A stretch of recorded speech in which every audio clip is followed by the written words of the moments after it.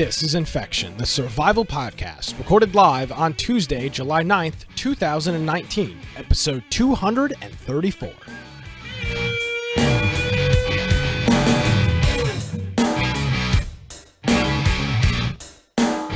Hello, ladies and gentlemen, and welcome to another episode of Infection, the survival podcast. Infection is your source. Infection is your source for the latest information on survival video games.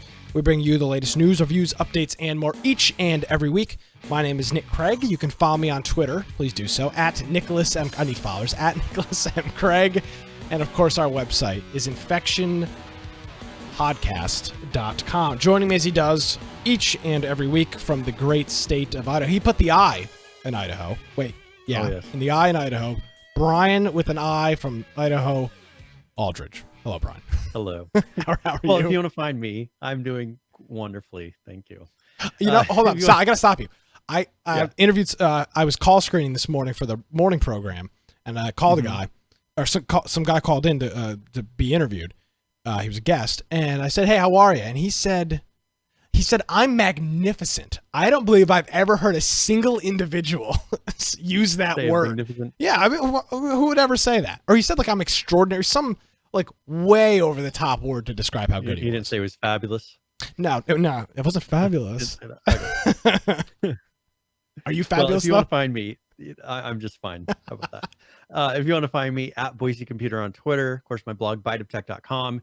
And then our website, as Nick said, infectionpodcast.com. And on the right-hand side there, you'll notice that we have a button for joining the Discord server. That's the place if you want to submit news, if you want to hang out and play games with us. I mean, we played some games this weekend that we'll be talking about.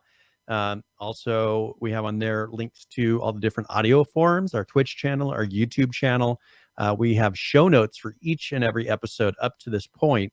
And we also have on the left, there's a little tab that says support us, and that you can go through Amazon links. So for whatever country you're using, and we have our Humble Bundle affiliate link there as well. So if you're going to do anything through Humble Bundle, just click that link, and that will allow you to either assign a portion to certain types or give us credit for like a Humble Bundle monthly. Absolutely. Yes. All right. Try to think. Let's see. You and I played a game together. We played a game together. Yes. We didn't do a game that we actually did do a game of the week. We ended up playing. We ended up doing it, but it was unofficial. That was on Saturday, wasn't it? But didn't we play something Friday? We played League. We played Team Fight Tactics. Oh yeah, we played League of Legends on Friday. Wait, did you? Then yeah, we played Team. I played with you.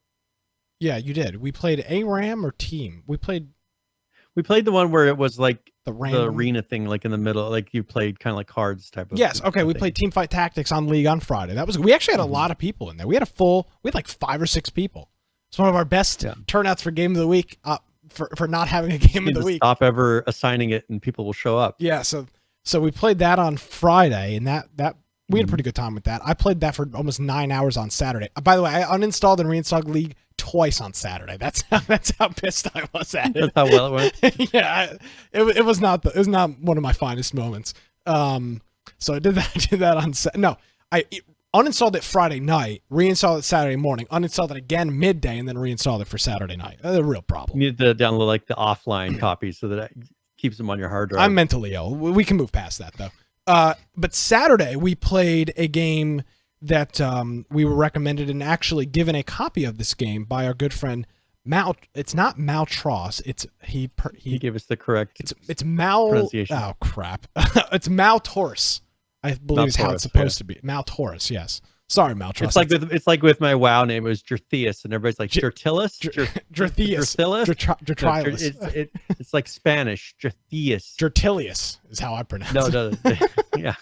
Oh, so I understand his pain. Thank you, Maltros. I can't. I'm not going to even bother. He purchased a copy. Maltaurus, whatever. I'm sorry, I can't. That Mordhau, this new medieval time medieval time combat game. I talked about it last week. It's got a regular like team fight, like a 32 versus 32. It's got a kind of a duos mode ish thing. It's got a BR mode. It's got a whole bunch of different modes. and it's new, and not a lot of people are playing it. And I'd played it a little bit last week, but he pinged me Saturday and said, "Hey, when you're done wasting your time with League, why don't you come play this?" So I jumped in there. We played for a little while, and then you showed up, Brian, and then we had somebody else showed up too. We had a whole bunch of people that show up. I don't remember who though. Now I feel bad. My friend Adam showed up. A Kramit showed up. Our good buddy Kramit, who we haven't seen in ages. Thank you, Judd, for the Twitch subscription there. We appreciate 12 that. 12 months in a row. Yeah, that's legit. 12 months in a row.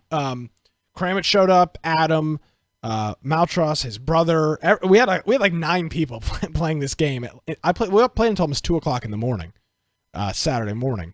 And what'd you think?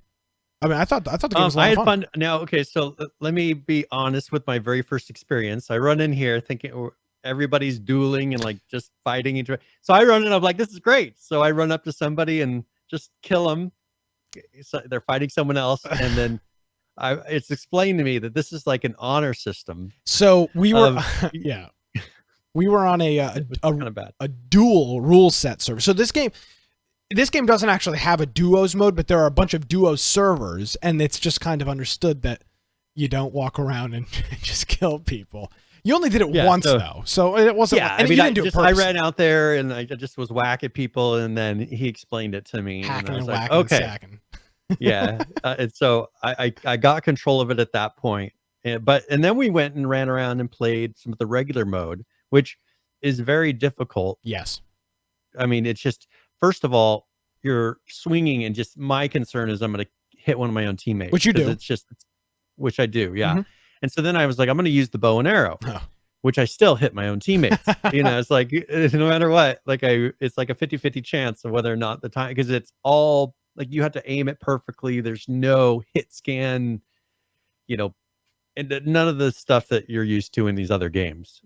It's all about timing, and there's a ton of different moves that my mouse is not capable of unless I use the MMO mouse. But it was fun.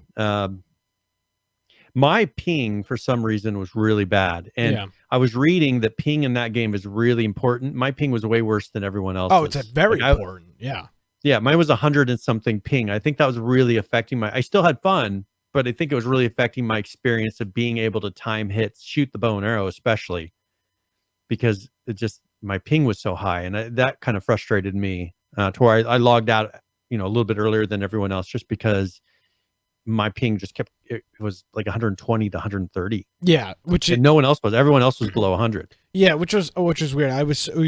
Do you attribute that to just a local routing issue with your internet provider, maybe? Yeah, there's got to be something. I mean, I'm able to stream Netflix, on 4K, and I have no issues. So it's like there's just got to be some little issue, and it seemed like I don't have that issue with other games, so maybe it's something with that specific game in their servers. But I think we tried a different server. I logged into the server with the lowest ping. On the menu, it showed a low ping. But then when I went and I turned around and had you guys join me, my ping went up to 100 and whatever. Weird. We'll have to try that again. Yeah. So we'll just see. Maybe it was something going on in the area. It's hard to say. So we played that again, and I thought we had a pretty good time. I attribute it to this. It's kind of like a beer drinking game. Like you can just kind of. Now, Taurus said every time he what was it? Every time he got killed, every time he died, he was taking a sip. He took a sip, which is a problem. But what I mean in terms of it being a beer drinking game is that if you want to be like if you want to go like hardcore parkour on it, you can. You can if you really want to be. I'm gonna top the leaderboards. But if not, we were just kind of talking and playing. We really, I wasn't really even paying attention to what I was doing, to be perfectly honest with you. We talked a little bit. We're talking some politics. We're talking some video game stuff. We were just chatting, and it seemed like it was a very good. I'll just call it a beer drinking game where you can just kind of like playing Tabletop Simulator, right? Let it go. You just you just sit around and you just kind of shoot the breeze, and when you have to interact or do something, you do it. I probably didn't get a dozen kills the entire night. We played for 4 hours or so, but it just wasn't. Now, if I was trying to do well, I would have been very frustrated, but that wasn't really what I was looking for. And that's how it just. It ended up being a lot of fun. So I think we'll have to try it again now that I know how to play, kind of, right?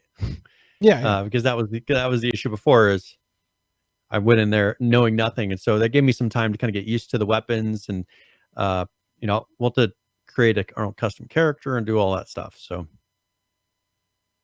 or class, right? Yes, and we can do that. As you level up, and by the way, Maltoris gave us a great introduction to the game. Like, without his, I mean, I learned how to ways to block and ways to stop a combo and do a combo and jab, all these other things. I got a really great crash course, and so did you. You got the same crash course, which was super helpful.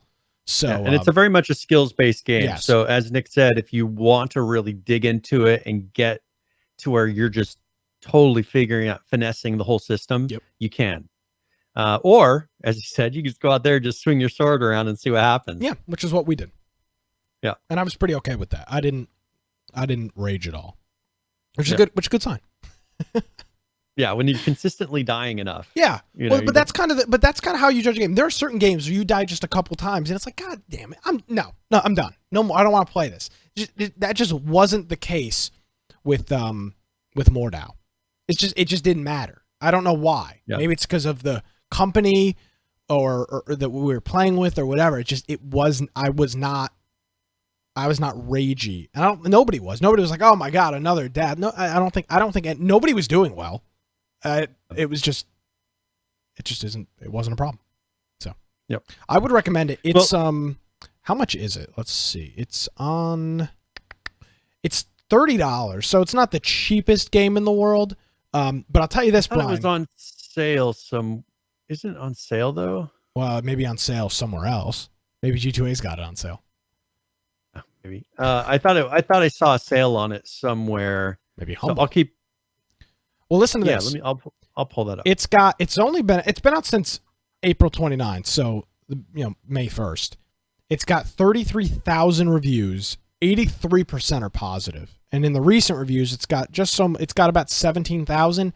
Listen, 92% of the 17,000 recent reviews, which are in the last 30 days, are positive. This is really extraordinary. People that are playing this game are clearly liking it. Yeah. You don't see this very often. Even on really good games, 70 and 80 are great numbers, but 92 out of 17,000 reviews is great. Really great. Yeah. So clearly they're doing something well. Well, and so this game, if I were to get it, because I have the Humble Bundle monthly, so if I were to get it on Humble Bundle, it'd be $25.49. Okay. Because they give you 15% off. Yeah. So, but other than that, it is $29.99, and then if you can get some sort of a discount on Humble, maybe. But I think it was in the summer sale or something. It was just ended. Yeah. Yeah. Well, if you want to buy the game, this is what we'll do. If you want to buy the game, you could buy it on Steam and it would be fine, but we'll put a link to our Humble Bundle link in the show notes. It'll be the exact same price, even if you're not a Humble monthly subscriber, but it'll give us a few bucks. And I'll say again, in case you didn't tune in to last week's show, PAX West is a go. We got our media passes. We've all got our flights. We've got our accommodations to stay. Now we just need to make sure we catch our flights, and we'll be off to the races. Yeah, Brian. I got this. I got it. I'll be there. Adult Brian. You know what you could do? Adulting is hard. You can call the airline, and for $50, they'll have a stewardess escort you through the whole airport. You could do that. Maybe they do. I've never seen that in Boise. Well, they do this. It's an FAA thing. So maybe I could say I'm elderly and I need a wheelchair escort. You could do that in any airport. I don't want to walk. A coworker of mine sent her 2 kids out to California to visit some grandfather, whatever, and they flew, and it was like $50 a person, and they escort. These are like not little kids, but young enough that you want like an escort with them. And I'll just say I'm young and I need help. You could say you're a video gamer, which makes you mentally ill. and get your. I play video games and I go to conventions. I do a podcast. Hi, I'm mentally ill. Oh yeah, that's the kicker. I do a podcast. That's not something you say at a party. Hey baby, I do a podcast. Yeah, I'm a podcaster. What do you do? I do a podcast. about survival video people, games. It's like those people on oh, what is it? Like they do food blogs and stuff on YouTube? No, like Instagram. Not on Instagram. They're like, I'm an influencer. I'm an influencer on Instagram and I do a food blog. Like, there you go. Okay. I post like pictures of exotic plants on Instagram. Yes. Yeah, the only problem, Brian, is all of those people are making more money than we are, so we can sit here and bash them. They're not working, and they're posting But they don't have as cool of conventions that they're going to for plants. I'm a professional mango influencer. I should be, I don't think there's a job, but do you know mangoes is like one of the biggest, yes. It's like one of the biggest crops like in the world as far as what produces per tree. Wow, like interesting. Yeah, I mean, it could feed the world. I mean, they would go in the bathroom like crazy, but it would feed the world. Wow. Mangoes. It's in for your health. Click on it's for your health. This is literally the worst we're doing the worst like Tim and Eric style sketch right now. All right, we need to move on. We got a lot to get into. Okay, so there is some news. So let's get into the news regarding Mordhau. Yes. Some controversy. Drama. Yes.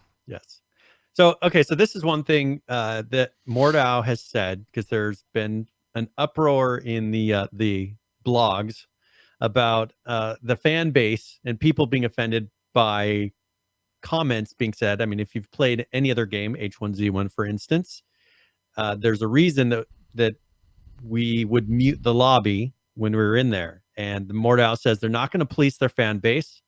If you get offended easily, use the mute button. Because, of course, these PC Gamer says, they're vitriolic, racist, and sexist commenters and players. And so, you know what? They want to have some sort of a banning and policing of the lobby. I wish I could be Samuel Horty, the author of this piece, and just write bullshit on a WordPress blog at PC Gamer and get paid for it. I mean, this article... You would think this guy, and with articles in the show notes, you would think this guy has literally never played a video game online before, based on this article. No. I mean, and if you've played any game with a mass lobby of people with VoIP, this is what happens, because people troll. That's what, and you know why they troll? Because then this jackass writes an article about it, because he's stupid. So, one thing in here, he did make a note. He says, currently, the game only lets you play as a white male, which, I mean, historically in that place, there were white males, I mean, in war. But he said they are adding, he says, they're planning on letting you don a full suit of armor, complete with a huge bastard sword as a female, or a person of color, if you're interested. So why not? How about you have classes based on the time where you could be like, what is it, a Moor? Is that the term that they used back then for you? Why don't they just add classes? I mean, if they're trying to stay historically accurate, you can't really get mad at them for having it be historically accurate. Well, and I mean, this guy, again, and for anybody that listens to this show, we don't do politics, unlike everybody else in the video game space, because we understand half of our listeners are probably conservative and fall on the right side of the aisle, and half of them are Democrats and fall on the left side of the aisle. And frankly, neither of those things have anything to do with video games, so we don't talk about that stuff. But in this case, this author, what's his name? Samuel Horty over at PC Gamer wrote an entire article about how Mordhau is essentially racist for not having black people in the game and sexist for not having women, and that the community is a bunch of white supremacists screaming the N-word and racial slurs in the lobby.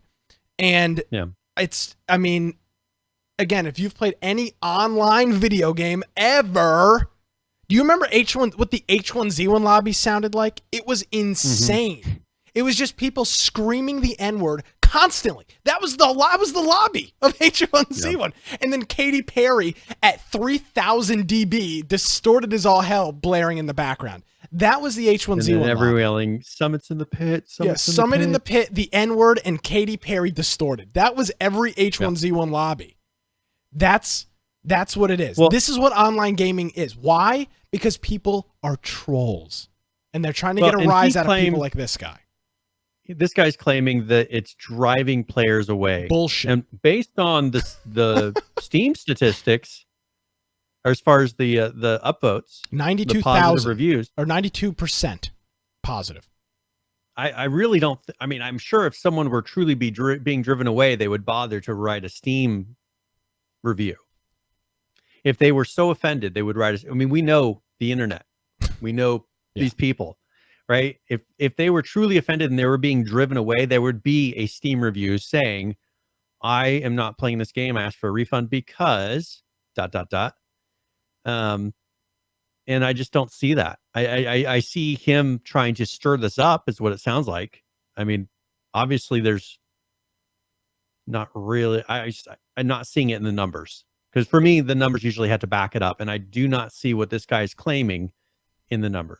So before we get into, because there was some responses to this, unlike Brian, you and I on this program multiple times have talked about, we don't like criticizing things unless we have a solution. And this, I'm not going to call him a journalist. I'm going to call him a blogger, because that's what he is. I mean, there was no journalism used here. He didn't talk about player numbers or the positive reviews or anything else. This blogger over here at PC Gamer did not say at all what the solution is. He didn't say these people should be banned. He didn't give any insight into what the punishment or what the ramifications should be for these people, or frankly, how they'd even police it. Are they going to have an employee of the company sitting in every single lobby waiting for somebody to use a slur or a curse word or say something about women or minorities and ban them? I mean, this guy gave no explanation to what he wanted to see change. He just wrote an entire article about how there's only white people and that people are yelling racial slurs in the lobby, and left it at that. So as typical with these people, Kotaku, PC Gamer, IGN, the rest of them, they don't give any opinion on what they should actually do about the quote unquote manufactured problem, because that's what this is. No solution was given at all. Not even a hint of what they should do. I thought it was really interesting too. If you look at the corrections that he's had to do, like the updates, he says in here, one thing that he was claiming in this first article was that the developers said that it was planning to include a setting which disables the appearance of characters that aren't white. And he says, okay, after this article is published, it was stated on Twitter that it does not plan to include a setting that disables the appearance of characters that aren't white, and never did. So he wrote it in this article saying they're going to have a setting that disables the appearance of all characters that aren't white, so that you can only see white people in the game. Well, where did he pull that information? I mean, if he's like, obviously they said we never said that. We never said that. Yet it's in his article. Did he quote it somewhere? Where did he get this information, and why is he writing it in this blog?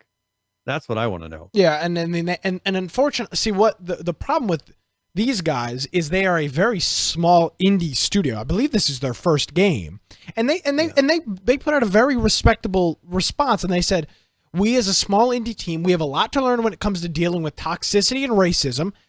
Definitely, toxicity is literally what destroyed H1Z1. I think we can all agree on that. The toxicity of the community.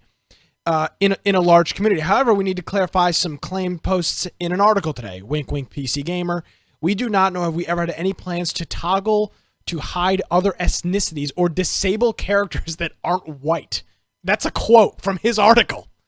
Yeah. In Mordhau. Any claims to the contrary are false. Official statement coming soon, and then we'll talk about their official statement. But I mean, it's just, and it's funny because you look at the responses to this tweet, and it's just people like, no need to apologize. This article's BS. This guy posts a screenshot of him purchasing the game and the supporter pack, says, I love the game. I mean, so this is what the community is rallying around. I mean, this guy says, never apologize for what people are saying in your game. That's what, have you ever seen the warning, online rating, online play not rated? You see that on every major video game. Why? Because people can talk. You can't control it.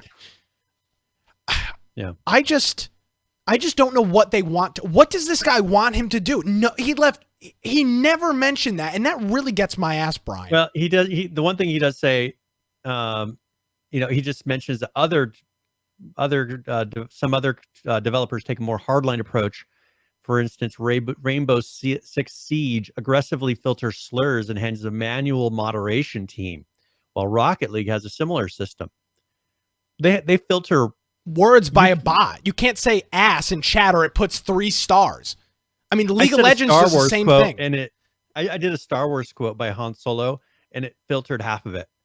I don't remember what it was, but it was some there were words in it that I don't know where in the world. It was got to be some other language, but it was filtering them. Yeah, League of Legends does the same thing. You can't say certain words; it just stars it out.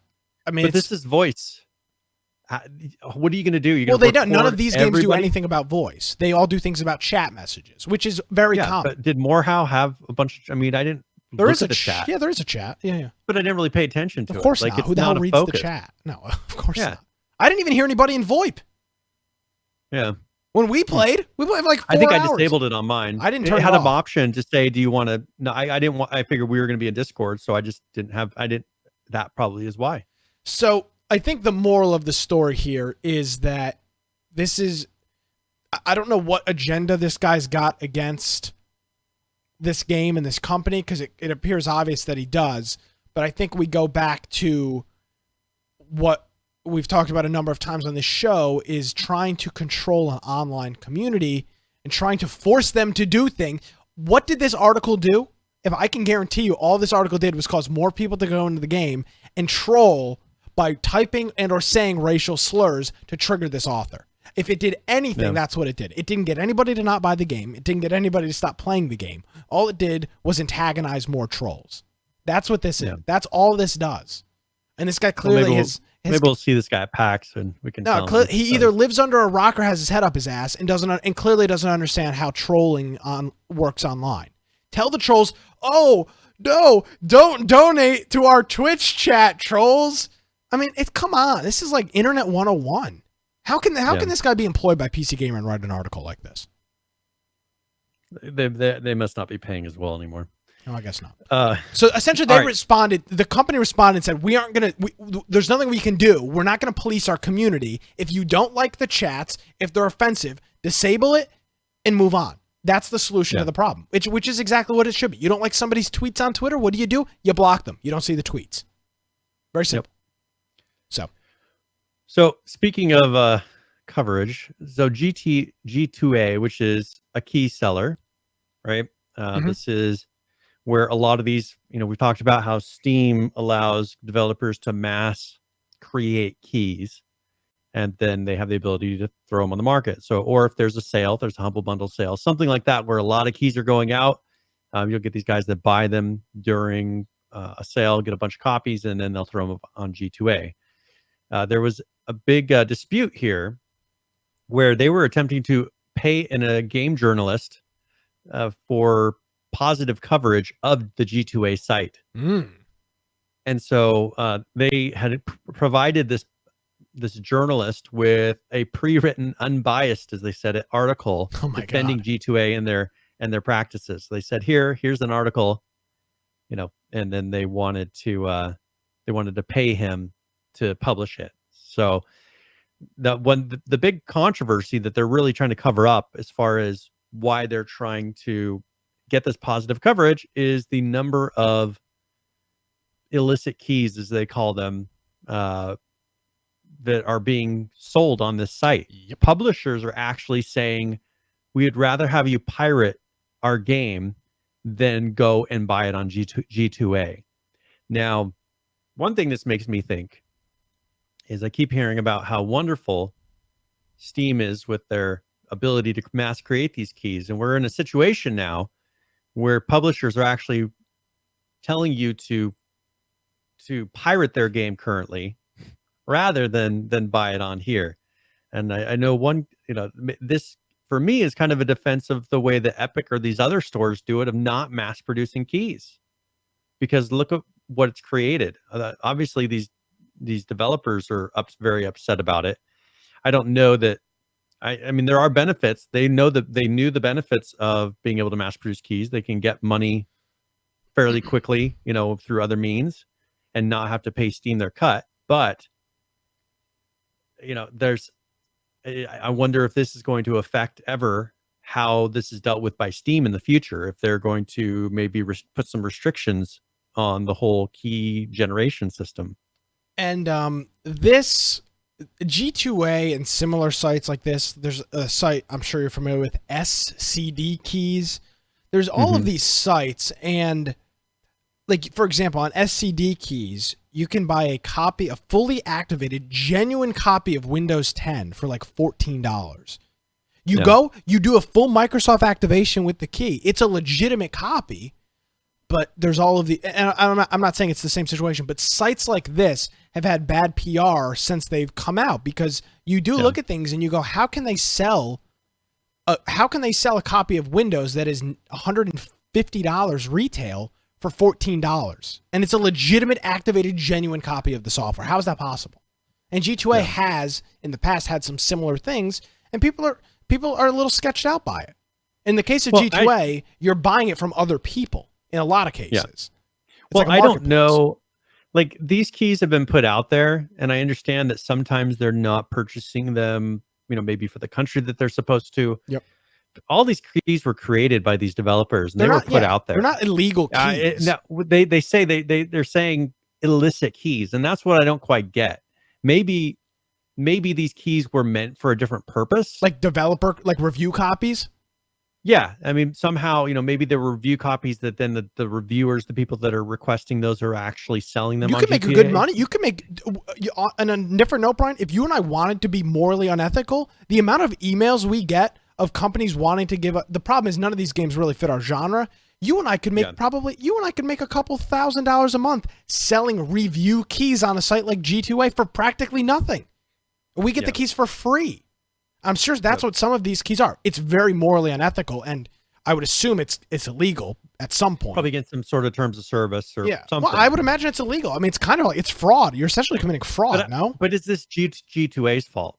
That's my thing is, I don't think it's necessarily G2A's fault. I think that the developers that are handing out these keys need to be more strict about how, we get sent, as Nick said, like, I get email after email of here's a key. And, my Steam library is not full because of that.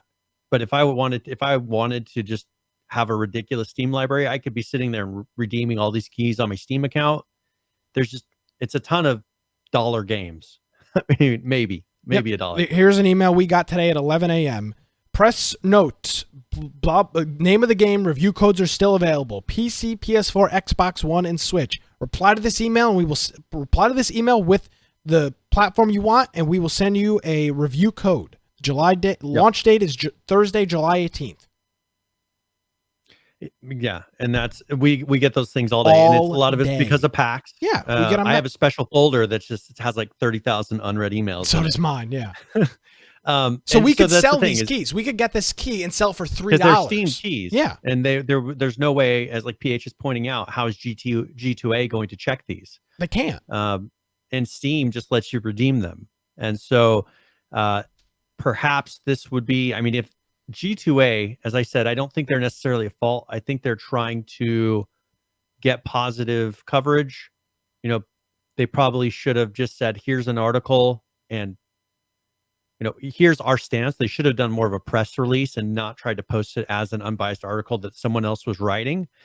But I think that here, G2A is trying to fix a perception that is, because it's not really their issue. I mean, they are the marketplace that's allowing it, but the tools are not in place. Steam is not providing the tools to be able to verify these or mark these keys as promotional keys or something that then only maybe certain accounts can redeem. Steam does not do that. Yeah, I'm not anti G2A at all. What I am anti is them being stupid enough, especially as an internet company, to be stupid enough to think that you're going to send a reviewer a fully written article and they're not going to whistleblow it. I mean, that's just stupidity from the PR team over there. I mean, it's just stupid. Damn well that's going to leak out.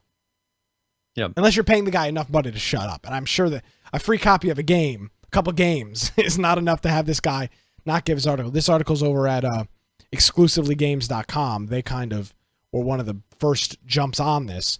And I've bought plenty of things on G2A back in the, when I used to buy a whole lot more cheap. I used to buy a whole lot of games. I never played any of them, but I buy games on G2A all the time. And I was part of their affiliate program back in probably 2011, 2012 when I used to stream on Twitch because they had an affiliate program similar to Humble Bundles. Yeah. So they're not a bad site. And PH is pointing out that there's people that are using stolen credit cards to purchase these keys and then selling them. I mean, this still doesn't come down to G2A because G2A is just providing the platform for these to be sold on. It comes down to Steam disabling keys that were purchased with a stolen credit card. I mean, there's a lot of things, and then providing an API that allows G2A to verify that the key is still valid. And I mean, there are plenty of things that they could do to correct this. And they won't, because Steam is not going to do this for G2A. Because if anything, it just steals money out of their pockets, which it literally does, because there's no cut. Yep. So there's definitely stuff they could do, but I just don't see Steam, as you said, I don't see Steam doing anything. No, and they're not, and they won't. So it's unfortunate for G2A and for all these other key sites because they do have kind of a sketch problem. But come on, guys, do not really you're going to send a fully written article about how great you are to a what you're calling a journalist. That's not a good idea.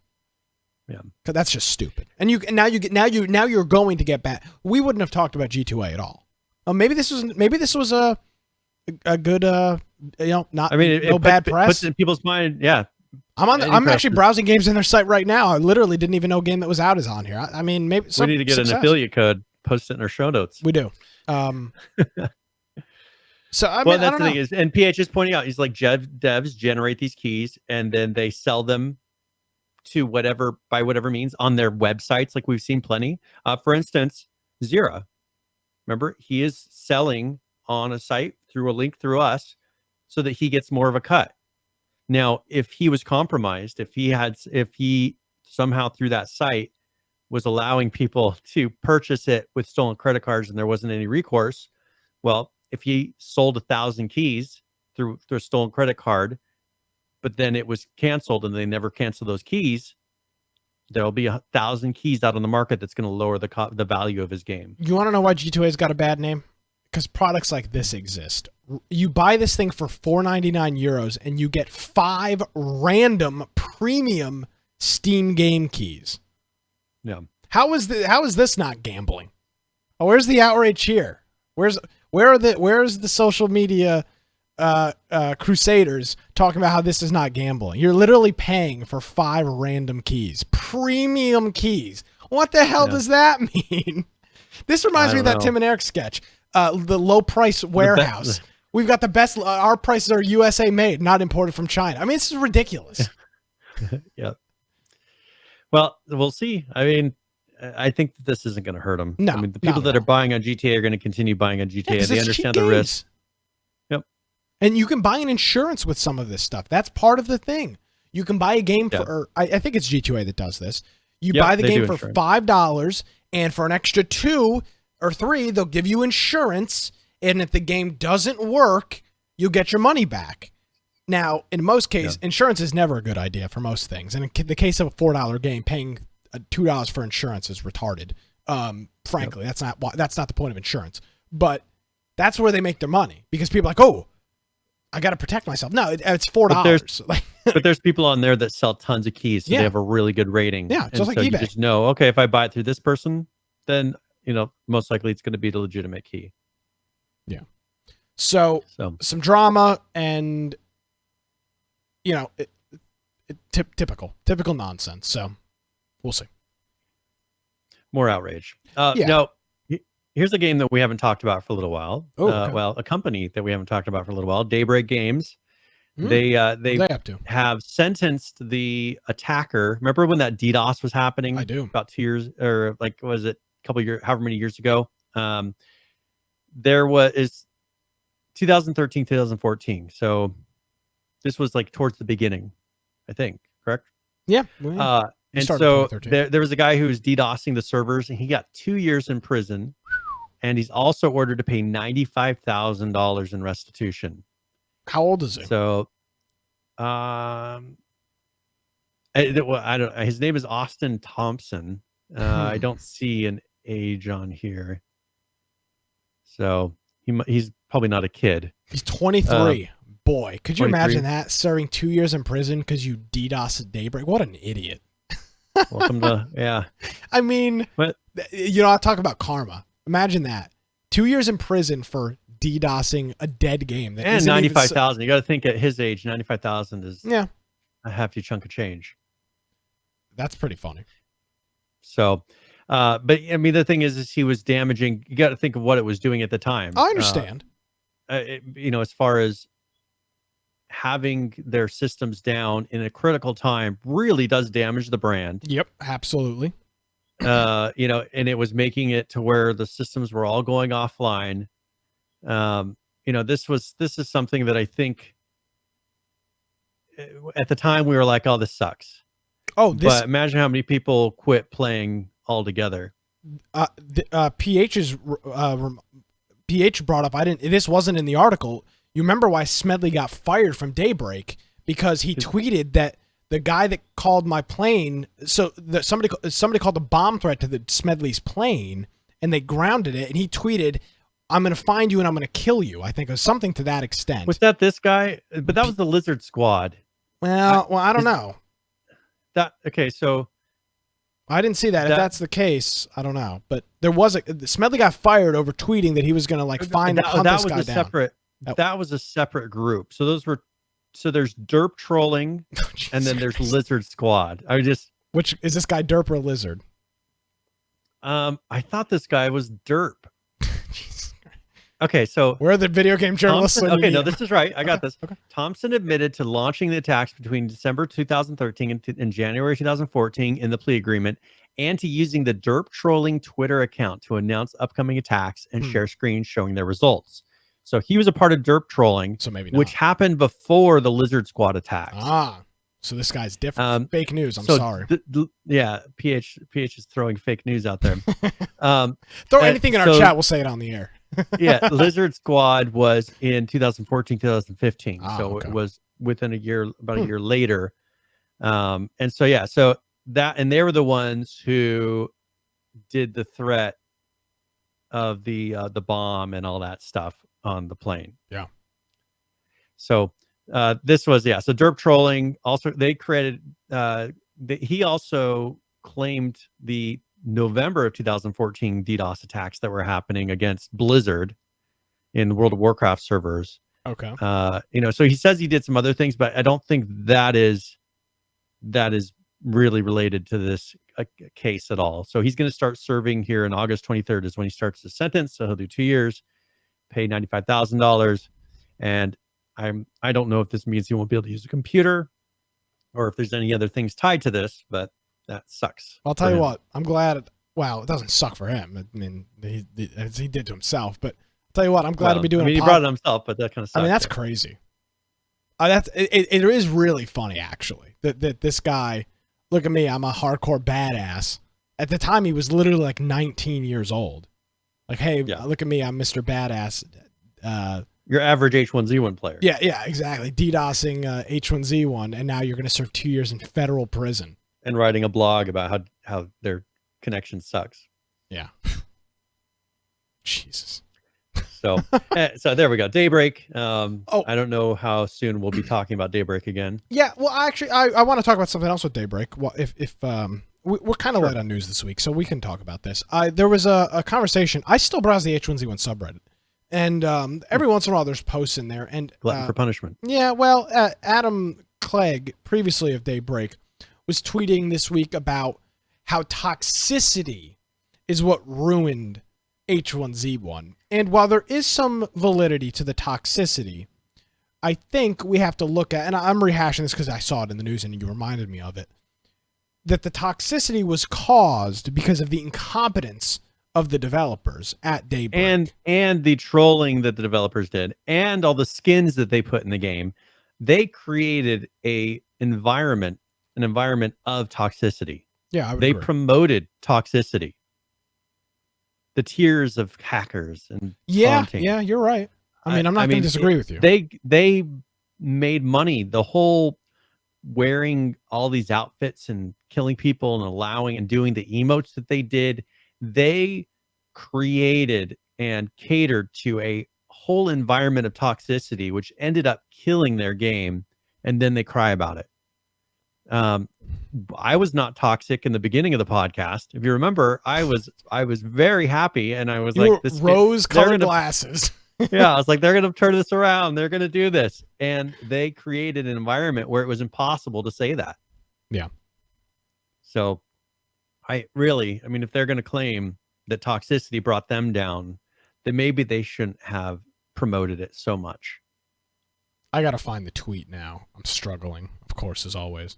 But yeah, it was something to that regard. I'll find it here in a minute. But yeah, there was definitely a conversation about that. And I thought it was interesting because there's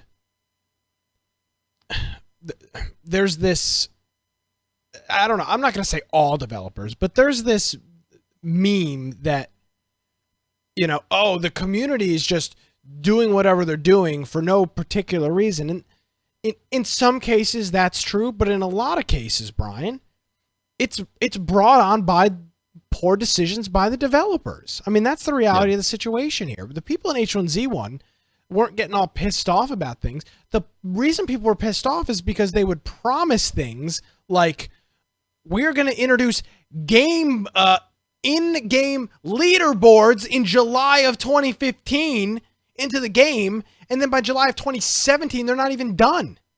That's why the community is toxic, because you promise stuff, and then it takes 2 years to implement it. Or even saying, like, we're going to have, like, this amount of communication, or we're going to... I mean, there's a lot of stuff they promised. We were going to post, things on the website I don't remember if it was, like, a weekly basis with updates, and they do it for, 2-3 weeks? Yeah. And then it was never again. And like that was just over and over and over again. And that became very frustrating because, first of all, I mean, we would notice because we would be looking for that information. It's like, oh, well, they just quit doing it. Okay, so now we have to start finding our information other places and really digging. It was very frustrating at the time when they were so inconsistent that we were constantly having to look, okay, did they post something on Reddit? Did they post something on Twitter? Did they post something on the website? Like, where sometimes you'd have a patch and there would be no post about anything. It was just a very strange way that they operated. Yeah, I would agree. So there were definitely problems. Definitely problems with it. And damn it, I wish I could find this tweet. Well, here, there's a video that I want you to show. Okay. Talking about 7 Days to Die here really quick. Yeah. If you're fine with that. So there's something they're adding, and this has talking through. He explains it. It's a couple minutes, I think. Yeah, give me a minute. But they're going to be adding. This will be in the Alpha 18. So they're starting to demo and put things for Alpha 18, and this is going to be a new menu that they have that should help with building and getting a little bit more custom style buildings put in. So they're calling this the shape menu. By the way, and while we talk about Alpha 18. There was a part of this whole thing. They're doing a lot of Alpha 18 content right now with 7 Days. They said that we are never, take this for what it's worth. They said they are never going to handle an update like they handled Alpha 17, where it was this long, drawn out, soon TM, literally year and a half long process. They said they are going to work on making patches a lot quicker, a lot more frequent, and if there's a big issue holding them off, they'll just push it to the next update. So I think that one was crazy. I think our update bar on the website. That's what pushed them over. So here is 7 Days to Die Alpha 18 shape menu. Hey everyone, it's Joel from the Fun Pimps, and I'm here to talk about a new feature Lathan put in. It's a shape menu. So instead of the old way of crafting, ramps and stairs and inside corners, outside corners, wedges, all that good stuff. You just craft yourself up some frames or flagstone blocks.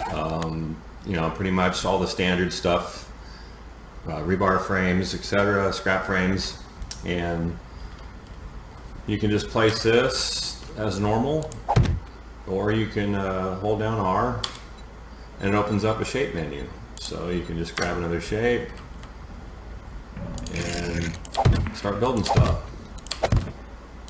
So no more looking up all the different shapes, no more hassle. You just build flagstone and you can just change it to whatever shape you want to craft from that original block. So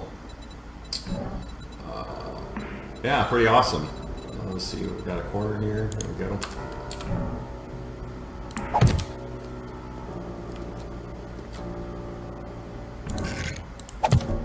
And then if you want a shape you've already placed, we have copy shape. So you guys can just get pretty creative and not have to really think about, oh, how many how many outside corners am I going to need? I screwed that up. But how many wedges am I going to need, and so on and so forth. It's just kind of build a bunch of cool stuff, and we still have to gather the resources, obviously, and yeah, this building feels so much more better. I built a pretty cool little cathedral, you know, in about 20 minutes, and it would have taken, you know, probably an hour or 2 hours. I don't know how much time this is going to save you guys, but a ton. Just because it's awesome. I can go back and find that guy again, like this, you know, or I can just copy. You know, I need this stair again. I'm just going to copy it. Oops. So hold down R, click on that.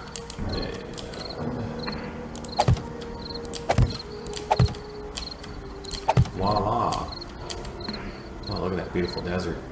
Justin has been cranking this stuff out. It's really looking good. You still have to do this asphalt texture, that's old, but yeah, the new splat maps, new terrain. Yeah, it's looking gorgeous. But anyway, yeah, pretty cool stuff. Click on that.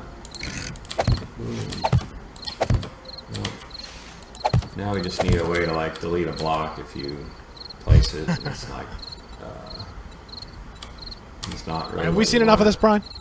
Yeah, that's good enough. So I think so. Yeah, it is kind of funny to watch. And so here's the thing.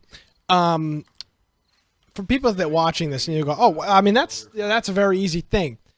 Building in this game is so incredibly complicated. This shapes this joke of it literally takes 2 hours to build things and this will take 20 minutes is not that far off from the truth. Yeah. It's so especially because you have to build like specific pieces. Yeah. And you're like, oh, I built too many of this one style piece, and it was a pain. And so they're simplifying that. And they've been one thing, I mean, he did mention in there, they are starting to improve some of the terrain and textures, because that's one thing we've given the hardest time. I mean, the pictures that they have in there are what, 16 pixels by 16 I think that pixels. May be I think that may be overstating the quality. Yeah, and so you go through there, and it's like, so they're going through and putting in high def textures. Like that will help a lot with this game, because you just go through, and sometimes you just run into the craziest looking textures that are like, what are they doing? And it's because I don't know where they're getting these textures from.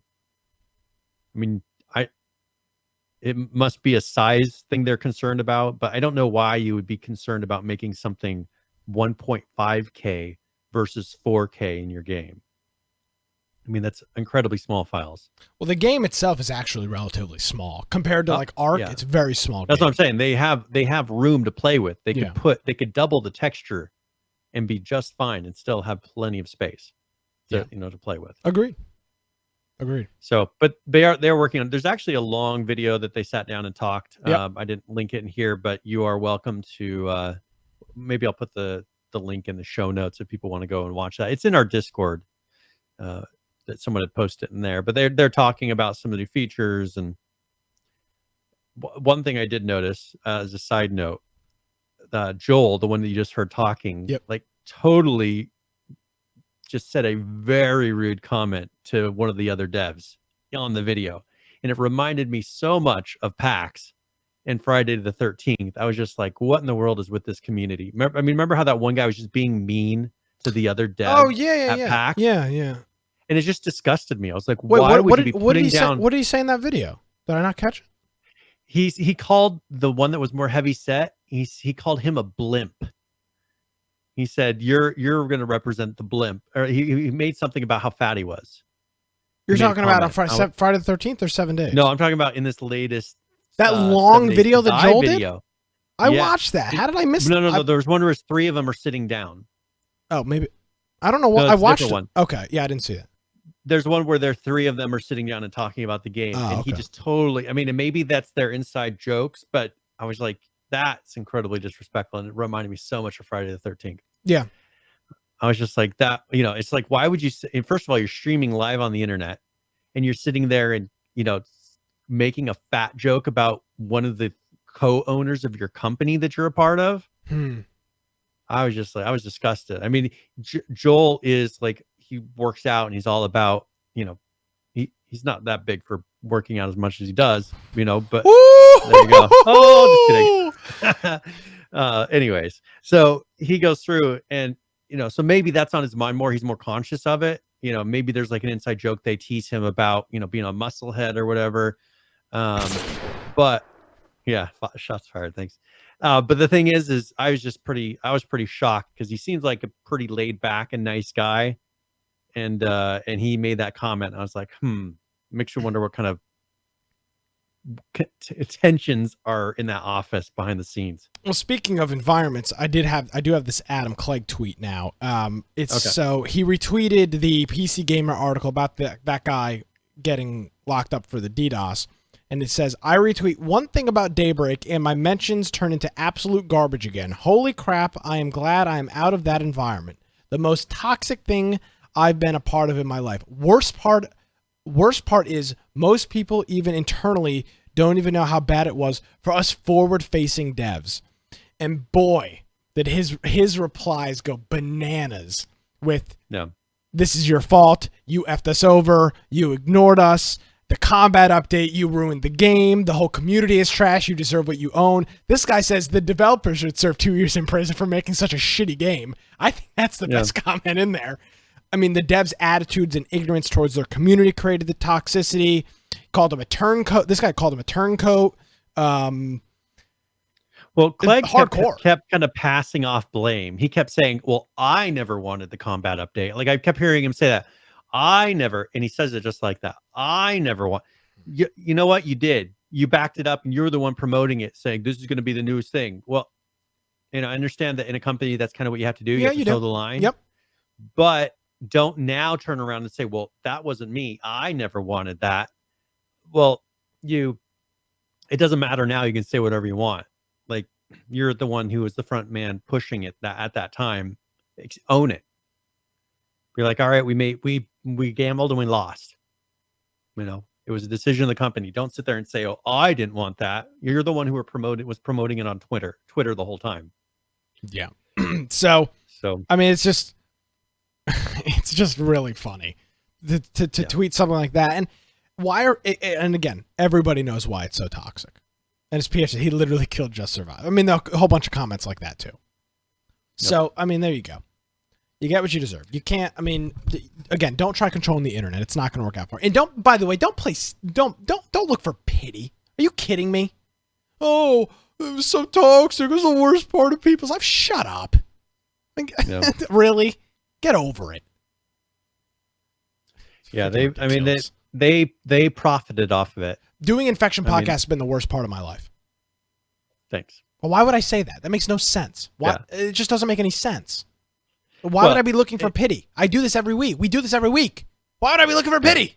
It just doesn't make any sense. If it was so bad, he could have gone anywhere else at any time. He was acting like he was acting at the time like he loved it, going to having all this attention and going to and meeting all these people at conventions, going to bars at conventions and not coming to the actual convention where they're supposed to be.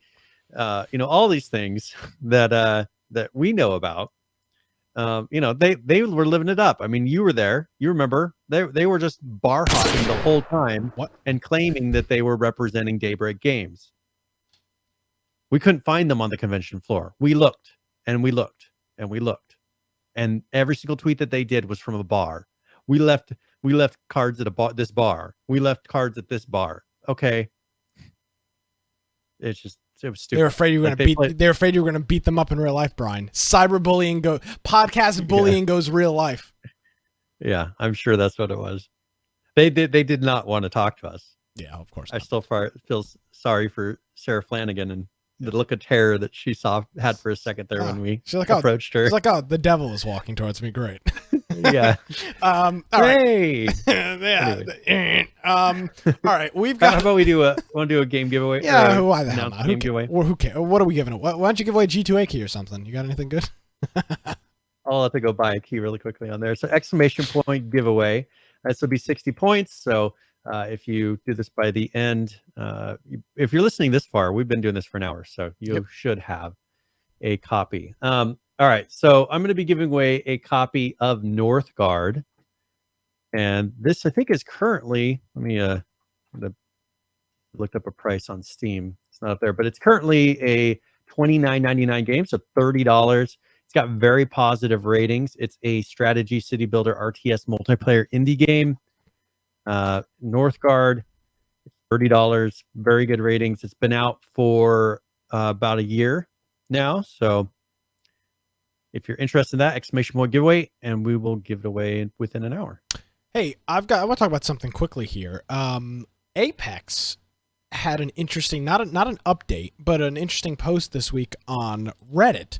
And they are implementing what a lot of other companies have done, and they're implementing essentially, they're calling it a dev tracker, and it is a dev tracker, but it's kind of like a roadmap. It's very similar to what a lot of other companies have done with their tracker services. And here it is. It's a Trello board, and let's see if I can zoom in on it.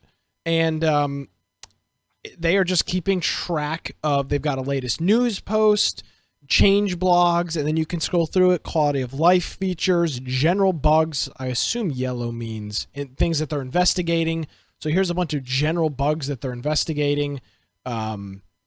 Here's UI bugs that they're investigating. Pink means they need the community's help, so they're probably looking for reports and information from the community. And patches, game updates, useful links, networking issues. Pretty cool. And this is simple, but it definitely deals with the community feeling like there's no openness and there's no transparency and just things happen. This is what gets rid of a lot of that. I operate a Trello board for myself at work, and I operate another one, or I don't operate. I have my own Trello board at work. I have another Trello board for some part-time work I do. It's a little cumbersome. You don't always want to put stuff on the damn board, but in the long run, it's much better because you can actually go back and see what you did and keep track of it when you did it. So it's cumbersome initially, but I think they will realize that overall, having this Trello board, this dev tracker, is going to be great for them. Well, this is different. I mean, you got to think some of these companies, like this, for instance, is a fairly well-established studio. Yeah. And they probably have a lot of internal processes that normally are not seen by the outside world. But it seems like the second that you get into the battle royale space or the survival game space, like there's certain types of games where now all of a sudden the community really cares about knowing all these little details, where in most games you would never really care, right? You would never really notice if whatever single player game, you don't care if there's some little feature that they're working on. I mean, it'll come out in a patch and you're like, oh, that's great. Look at this new feature. But I think the second that you get into like here, a battle royale, now they need to have something that the public sees that makes them feel a part of it. Fortnite kind of does this. I mean, they'll take some feedback. Mm-hmm.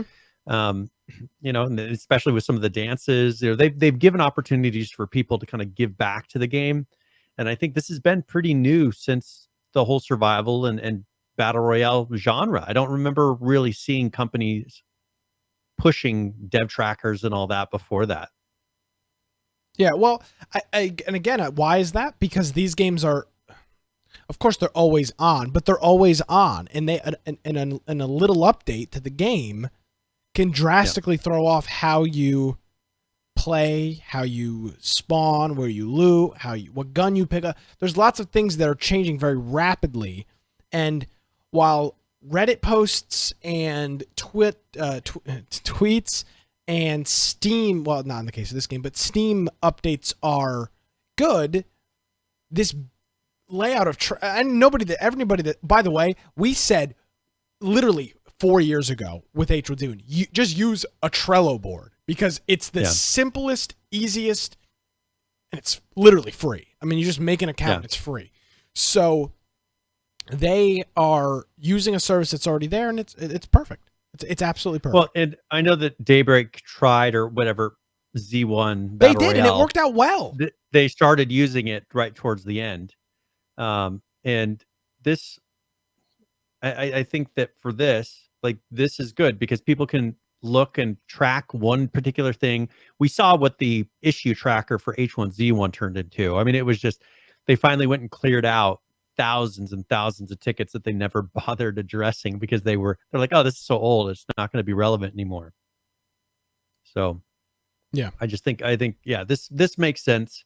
I think you're going to start seeing more and more of this where people want to be a part of the development, and this is an easy way to do it because you'll see there's some systems where they use a voting system. They're like, okay, you can vote a feature. What do you think is the most important?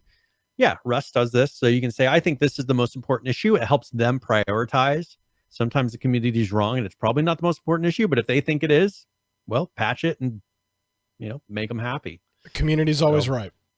That's what we've learned. I mean, reality doesn't matter at that point. Yeah, whatever Reddit says, do it, and then when it doesn't work, roll it back, and then do it again because Reddit said do it, and then blame Reddit, and then roll it back, and then finally blame Reddit after you've implemented it and removed it twice. That is how you make a video game, ladies and gentlemen. All right. Years later, cry about how it was their fault. Yeah, then beg for sympathy on Twitter like a moron. Yeah, I don't care. I'm fed up with these people. It's just ridiculous.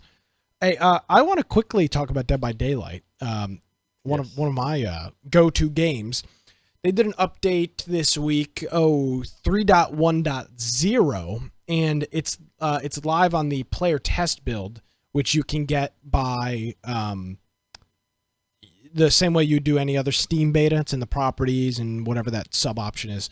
And they're making an update to actually a pretty significant update to the Freddy character, which is not actually called Freddy. He's called they're labeling his Nightmare on Elm Street, but yeah, but he's called the Nightmare. The Nightmare. Okay. So that's what he's called.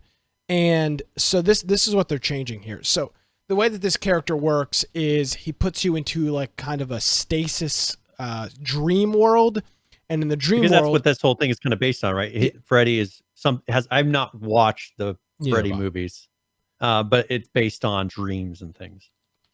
Yeah.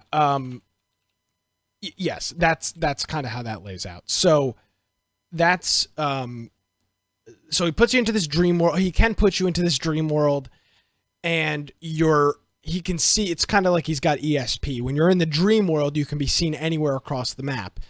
There's a couple ways to get out of it. We're not going to go into all that, but it's called micro sleep. And so they've got that in there, and they're changing the way that some of this works. So there's a wake up mechanic as you can be woken up, and when you're woken up, now the next wake up action will take longer. So each time a survivor is woken up with the wake up, the next wake up action globally across the entire game will take longer. So they've added a little bit of time. That, by the way, the survivors are already OP, so this is kind of ridiculous. And if a survivor fails a skill check, the sleeping progress will go back like it does right now. But there's some new abilities with this as well. So there's a new mode when you're in the dream world called Dream Projection, and the Nightmare, aka Freddy, can project a copy of himself next to any generator of his choice. There are 7 generators across the map, and that generator will like start seeping out blood while that's happening.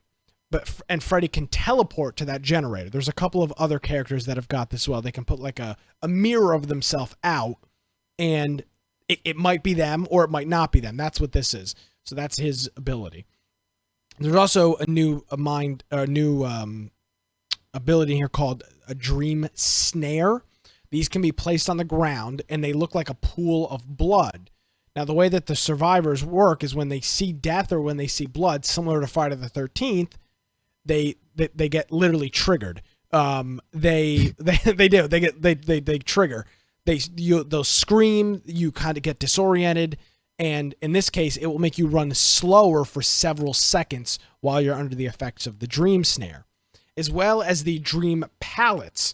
So one of the popular ways to get away from killers in Dead by Daylight is to throw down a pallet. If you throw it down right as the killer's about to walk through, it stuns them for a period of time. By the way, you can slide over a pallet, and so can the killer. So you can kind of do like you jump up and slide over a pallet.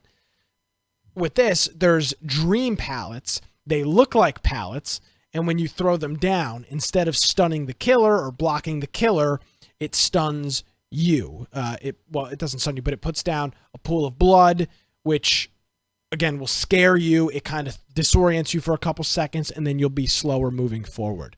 So they've essentially done a complete Freddy rework with Dead by Daylight, and he's one of the killers that's a real pain in the ass, especially on a couple of the maps, because his dream world aura can be so extreme that you literally fall asleep from halfway across the map, and he's kind of frustrating in that regard. But they've reworked him. There's clearly a reason for the rework, and it is on the player test build version of the game. Now, they have so many characters in this game. Do you think they're going to start kind of instead of constantly adding characters? Because that's tough to balance. It is. Do you think that they're going to kind of just now start reworking? Because they have a lot of IPs. They have a lot of for people, intellectual properties as far as having movie characters, things like this, to where it would make sense for them just to try to now make the most of each of these characters and really get the balance of the game,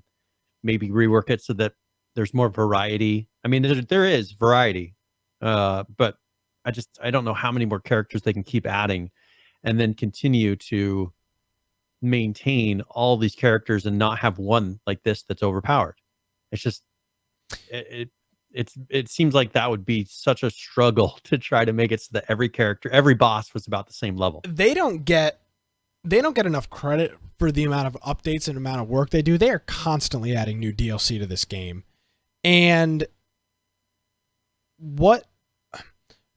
because of the Freddy, so this is what I've experienced. And again, I'm not a pro by any stretch of the imagination, but the way that this works is now that once this hits live, the actual live servers, Freddy will become all of the killers will play Freddy because he's been reworked. It's a lot of them will. So that's how some of this stuff goes down. Of course, they're going to keep adding new players, but now a whole bunch of people that own Freddy, who's DLC, I think, they'll go and start playing Freddy. So every game, as a survivor, it's Freddy, and it's Freddy again, and it's Freddy a third, and a fourth, and a fifth, and then you're like, okay, I'm done. I don't want to play anymore. So that's the only disadvantage of this game. Like, they add a new killer into the game, like the most recent guy, don't remember his name. 95% of the games are him. And right when they add him, they make him a little OP so people play him, and you rage. You're like, this is ridiculous. Yeah. So that's the only disadvantage of this, is because so many people play the game. When they do big updates like this, it's just people just jump in and they hop. They just, everybody starts playing as that killer. So, and that's, there's not a solution. Do they have? Do they have a system that kind of gives a bonus for doing multiple characters? Like, well, there are, every day you log in, there are daily rituals, and those. That's what I'm saying. Though, like, what if they had it to where there was a bonus for playing 4 different. They have things boxes. like that. They'll have a thing like kill Yeah. 4 survivors as so and so, or kill 4 survivors with. Yeah, so that's probably doing how with- they're yeah, trying they to do. deal with it. And that is- works. and it'll get some people to play a different survivor just because they want to get their bonus. So I guess that's the only way they can really deal with it. So I don't know. They'll probably balance this again. So here's the moral of the story. It's on test server, so you got to go and play it. And unless you're me and I'm above the law, I won't play it, and then I'll still complain about it. But if you don't play it, you can't complain about it on the test server. So unless you're a professional podcaster, unless you're a game journo like I am, a respected journalist, and we have an award. Our buddy Lance sent us boards. Got it right back there. Mine's over there on the show. I can block it. I don't know. Mine's over here. Nevertheless, we have media passes from press. We are legitimately journalists. We're as much journalists as the guy that wrote that article for PC Gamer, if not more. So, yeah, I mean, I don't have to play to complain. Okay, yeah, so. That's fine. You can complain still. Yeah, thank you. Appreciate it. It's my show. So what are we gonna do? What am I gonna do? Not talk about it? I mean. So Realm Royale wanted to mention really quick. They're having what they're calling the birthday celebration. Hey, cool. I'm trying to remember. It's been more than a year, right? Oh God, yeah. They were at PAX last year. Yeah, but I'm trying to think of how long they've been actually out. They were out longer than that. But they're doing a giveaway. So if you log in between now, it's been going on for a couple days. But if you log in between now and July 19th. You'll get a chicken skin called the Cuddles chicken skin. And you'll also get 200 crowns, which you can use to purchase things in game. So you just need to log in. You'll get the skin. You'll get the crowns. And that is for the birthday celebration. So pretty cool.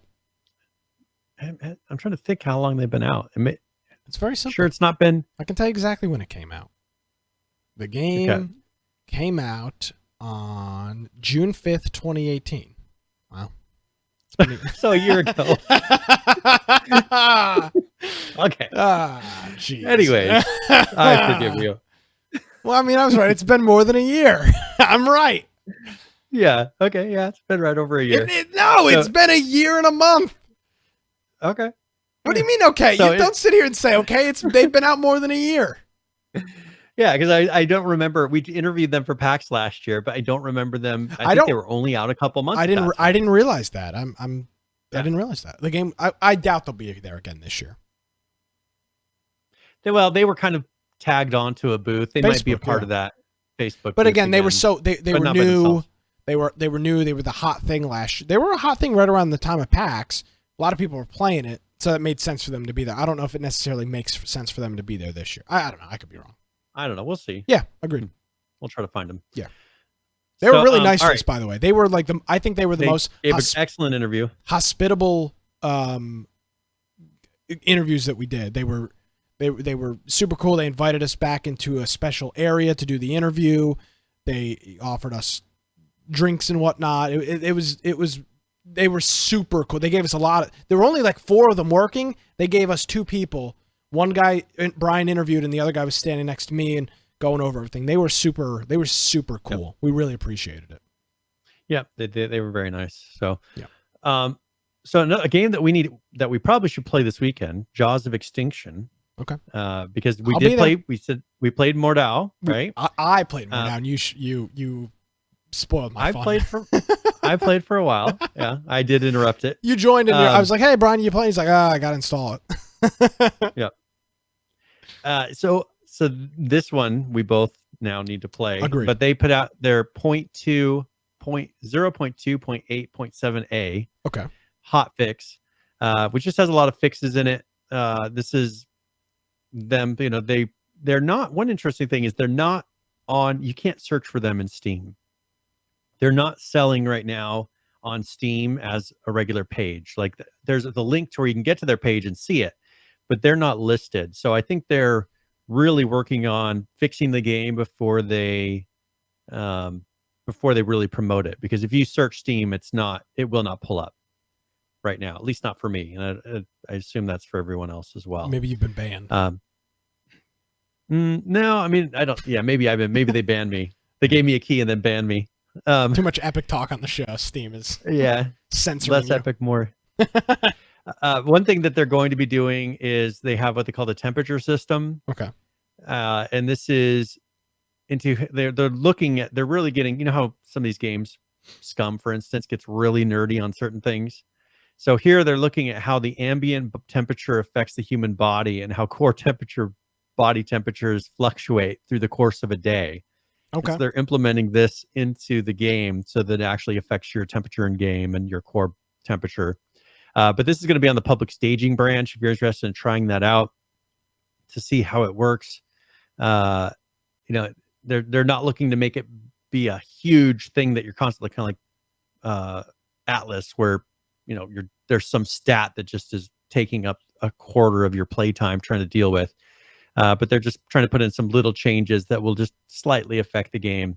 So if you're interested in testing that out, that is on the staging branch. Cool. So yeah, that's pretty much it. I'm not going to read over their patches, just a lot of fixes. Okay. So the game isn't, just to clarify, the game is not for sale yet, or it is for sale. Yeah. I think you could buy it, but it has a Steam page. You can purchase it. Okay. For instance, I'll put a link. It's $19.99, but if you were to search, it says at the request of the publisher, Jaws of Extinction is unlisted on the Steam store and will not appear in search. Okay. So it's an unlisted search. They're not, they're probably wanting to get enough features to where then when they publish it, people will be happy with how everything works. So very respectable. Yeah. I mean, rather than throwing it out there and then complaining, that people are frustrated that it's missing features, they're waiting. So good for them. Very And respectable. we'll have to try it out, and then we can give a first-hand account. Hold my feet to the fire. Yep, I will. Well, I saw we were doing Mordhau, so I made sure I stopped doing what I was Perfect. doing, and I'm like, okay, we'll play this. So we now appreciate it. I'll hold this to that. So another game is Outlaws of the Old West. Oh yeah, lots of news about this game. Barn Builder. Are they paying you? Barn Builder Simulator. Are you getting paid? No, they put out patches. Now they did shift to, they're going to the monthly patches, I think that they had said. Content once a month. So there will be a little bit less, but this one is the hot fix that came out on July 3rd. And mainly it was them just fixing, for instance, a chair facing the wrong direction. Coffee beans were not showing up in the general store. Little things like that. They also fixed some issues with like cave entrances, the chicken coops, and then some visual things like they added color variations to the bowl. So this is a hot fix. So it's no crazy new major features, but they added a little bit of things, but mostly this is just fixes. So, but that's Outlaws of the Old West, and that's the 1.2.5 patch. And that came out, it's the 3rd. Okay. What else? We've covered all of that. You mentioned SCUM. Do you want to talk about some of their updates? Sure. So this one, I don't understand. I mean, we don't understand why there's a lot of stuff in the game. It's a beautiful game. Yeah. But just people don't play it. Yeah.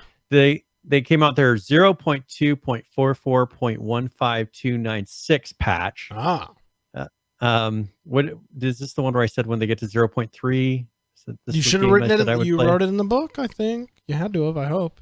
It's the whole purpose of the book. No, I don't think I did, but that's what I'm saying. I need to write it down right now. Okay. I don't think I did. All right. It up. So this I know I did. I will play SCUM in 0.3.1. So congratulations. I look forward to the They're day. still not there yet. Yeah, well, since last week. No, you're correct. They have not made it there from last week. Yeah. And so we'll see. Hopefully they'll get there. But this one was mainly fixes. They did do some things for quality of life as far as optimizations. One thing is animals won't try to attack the player if he's in or on a vehicle, so they won't attack you through the vehicle anymore. Players don't take melee damage inside of vehicles. They remove Christmas items from the spawning pool. I mean, it's only been half a year, but they did take that out of there. Workshops that contain drill press machinery are no longer lockable, so they doors cannot be claimed anymore. And they reworked some of the melee combat system. they've added a bunch of songs to the radio. One thing that we've been talking about. Yeah. They've been working on base building, and of course they have their new comic in this one. I think this is number 15 of the comics, and it'll be interesting to see how they release this. I still think this may be something in game, kind of like a story that's told in game, or maybe they'll just release it as a comic at PAX or something for the release. Possible. Now they also came out with they're jumping up numbers 0.2.45. The last one was 44. .15357. And this one it was bug fixes. They also had some quality of life for driving, trying to reduce the number of engine stalls, for instance. Because I remember they just added the vehicles a month ago, 2 months ago, a couple months ago. They added that vehicle in. Yeah. So they're tweaking a lot of how the vehicle works. So you'll see kind of patches for that, and then just fixes. So that is SCUM. We'll have to at some point play it again because we keep seeing patches, fixes. But I don't see other people playing it, so no one would really know if it's actually a better game. I mean, it's not that it was bad. That's the crazy thing. Yeah, but there's a reason games like that don't. I say games like that. I mean just SCUM. There's a reason that the game doesn't take off, and not that there's nobody playing. I mean, there's 3,500 people playing it right now. Yeah, 5,000 people is a 24-hour, and the peak every week is 6,000. There's more people playing it than Atlas. Yeah, but it just seems like it gets no attention. Which is I just don't see people on my friends list. I don't see it pop up saying this person is playing SCUM. Like, I just don't see it. So I'm surprised because it's not a bad looking game. It's just you run around, and I think there wasn't enough content. You would run to the military base, and you would get a bunch of loot, and you would kind of run around and loot, but there wasn't anything beyond that. Well, and Nisco brings up a point that the mechs, from day one, I think you'll probably remember this, Brian. From day one, I said that whole game show and the whole mech, I thought that was stupid. Just make a damn survival game. I understand you want to tell a story and the whole thing, but just this game has got all of the mechanics and I think most of the features to be a really cool, badass survival game.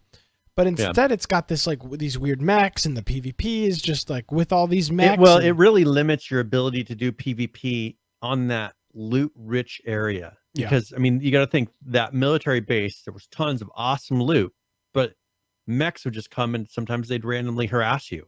And it's like that could be enough of a player versus player environment, kind of like Arma does, to where people are being driven to that hot spot. And that's where the fun will happen, not from mechs randomly killing you, from having everybody kind of go to the same place and then having the PvP happen. I think they would have been better off that way. Probably. Now, speaking of Rust, one thing they did do is they released their July update. And this one, they have a video. If you could play the first video, because it's just kind of some sound in the background. Okay. That way we can talk over it. But this is from Face Punch itself, not from Shadow Frags. Okay. So you can see they're kind of showing off some of the environment. Now, their horses, they've been really working on the horses. And now, I'm kind of skeptical of how this looks because I've seen Rust. And I've seen how the animals move. And I mean, that head bug, okay, that's closer to how their animations work. But this one looks a little bit too nice. So I got 10 new horse breeds. Yeah, I don't know why their heads shake so crazy, but a fuel gauge for the minicopter, which I'm an expert pilot in, have definitely not crashed all two that I've found instantly. So there's a fuel gauge now, so you can see how much fuel. Yep. One thing they showed earlier is the horse hitches, so you can actually save your horses. So you can set up a base, and then that horse will stay there. Gotcha. At that base, at that location. They also are working on netcode for the minicopter, so it's a little more efficient netcode wise. Maybe that's why the issue was. Oh, that's unrealistic. Nobody's flying that so close to the ground. Give me a freaking break. You flew it pretty close to the ground. No, I blew it up. Is what happened. So one thing on a 4K server, they said now there can be 64 horses. So, and you can put up to 2 horses on a hitching post. They added a bunch of horse breeds. And you know, they made it so you can actually adjust the tick rate. So if you're running your own server, that makes a difference because you can make pretty much the frame rate of the server higher. So there's more updates happening. Now, what that's going to do to the performance of your server is an issue. But, you know, if you feel like you're not maxing out on resources, you can raise it and see if people feel like there's a little bit better performance. Now, there is a Shadowfrax. I don't know if you want to play the Shadowfrax one that actually has talking that'll go in a little more in depth into some of these updates. Yes, absolutely. Here is a Shadowfrax video. It talks about optimization and a couple of other cool things from everybody's favorite game, Rust. Greetings, survivors and friends. Your Uncle Shadow here with all the latest goss from the world of Rust, and as it's Pinch Punch first Thursday of the month, we've received the gift of a patch that's focused on the 2 most important priorities in life: horses and performance. And because I know you're thirsty for the perf, we're going to start with that, and please let me know in the comments whether things have improved or gone downhill for you this week. So it's no secret that Rust server performance has been on its uppers of late, and a number of optimizations were aimed at sorting this out. I'm going to simplify this a bit, so feel free to read the dev blog for more info if you can bring yourself to, but first of all, collider batching was no longer being used. However, it seems checks on this were still being done by the server, and this was a real resource hog, so it's now been completely removed. The way that distant trees were networked was dramatically improved, and as you couldn't interact with them anyway unless you had a very long chainsaw, they're now networked a lot more simply with a saving of about 300 meg of RAM on a 4K map. When monuments are initially spawned on a server, a lot of assets for them need to be loaded into memory. However, once the map is fully loaded, these are no longer needed. It took a few attempts and a bit of jiggery-pokery to get it to work, but they now get unloaded successfully afterwards for a saving of another 800 meg of RAM. The way server packets are handled is now significantly faster across the board, especially noticeable on higher pop servers, and a few other optimizations to entities and physics were made, which hopefully all contribute to a smoother experience. Also, a big hairy bug in Unity was found, which basically meant that minicopters would refuse to go to sleep and instead broadcast information about themselves globally non-stop.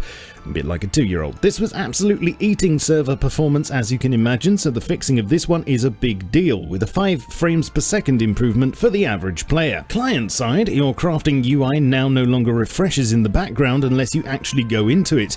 It was doing so every time you pulled up your inventory, which could happen a lot in fights, of course, exactly when you need smoothness the most, so this is now fixed. And auto turrets are all well and good when there's only 1 or 2 scanning for targets, but when a clan goes a bit mental with their home security, the amount of lasers could kill your frames just by being near them. Laser updates now run at a small percentage of overall frame time, which should fix this issue, and this also applies to oil rigs where a number of lasers are usually present. However, the long-term fix seems to involve auto turrets requiring electricity at some point soon. Quite possibly next month, so enjoy the free energy while you can. There's also now a way for owners to adjust player tick rate, which could help servers that are really struggling, although this is a last resort, and I'd recommend reading the blog for more info on that. Overall, it would be nice to say that this has improved things for you. I ran a small survey on Twitter this morning, which looked quite hopeful. However, everyone is different, and no potato is the same size or shape, so please let me know in the comments what your experience has been like so far. To the world of horses now, which is not only more populous but also more varied. The reworked horse models are now here with a number of sexy new colorings to help differentiate your Neddy from the herd, and thanks to a bit of low-grade conditioner, they also have much more majestic hair. Significantly, this patch also sees the arrival of a new item which will persuade them to stick around your gaff for a lot longer. The horse hitch and trough counts as one choice, is a default blueprint, doesn't require a workbench to craft, costs 750 wood, takes 60 seconds to make, and has 250 health. You can park 2 horses per trough just by dismounting next to that side, and it has 6 slots for food. No water needed at the moment, but they will eat anything edible, and 1 pumpkin will keep a horse from decaying for about an hour. You can pick troughs up in the usual way, with a small loss of health, but they can't be placed on foundations, so still no keeping horses indoors. They're outdoor animals anyway, you monster. Outdoor animals that eat raw human meat. Crunchy. On a different tack now, and it wasn't just minicopter performance that was targeted. After many requests, they now come complete with a fuel gauge positioned for easy reading when in flight. Although if your FOV is set to the lower end of the spectrum, it will be slightly obscured by your hotbar. The gauge only has a range of 100 low grade, with any amount above that just showing as a full tank, but it should at least help save you from any sudden losses of power and awkward fuel tank checks mid-flight. Also, you can now see the pilot wiggling his stick and flapping his pedals as he flies it. In other changes, water purifiers should be visible at all times and fully functional now. An exploit with foundation step stacking was fixed, and you can't pick up SAM sites anymore if they have ammo in them. As I mentioned last week, we have new cinematic animations, and I'd recommend watching that episode if you want to know how to use them. We also have a new gesture, the hat tip, which can be triggered with gesture hat tip in console or bound to a key, as I showed you previously.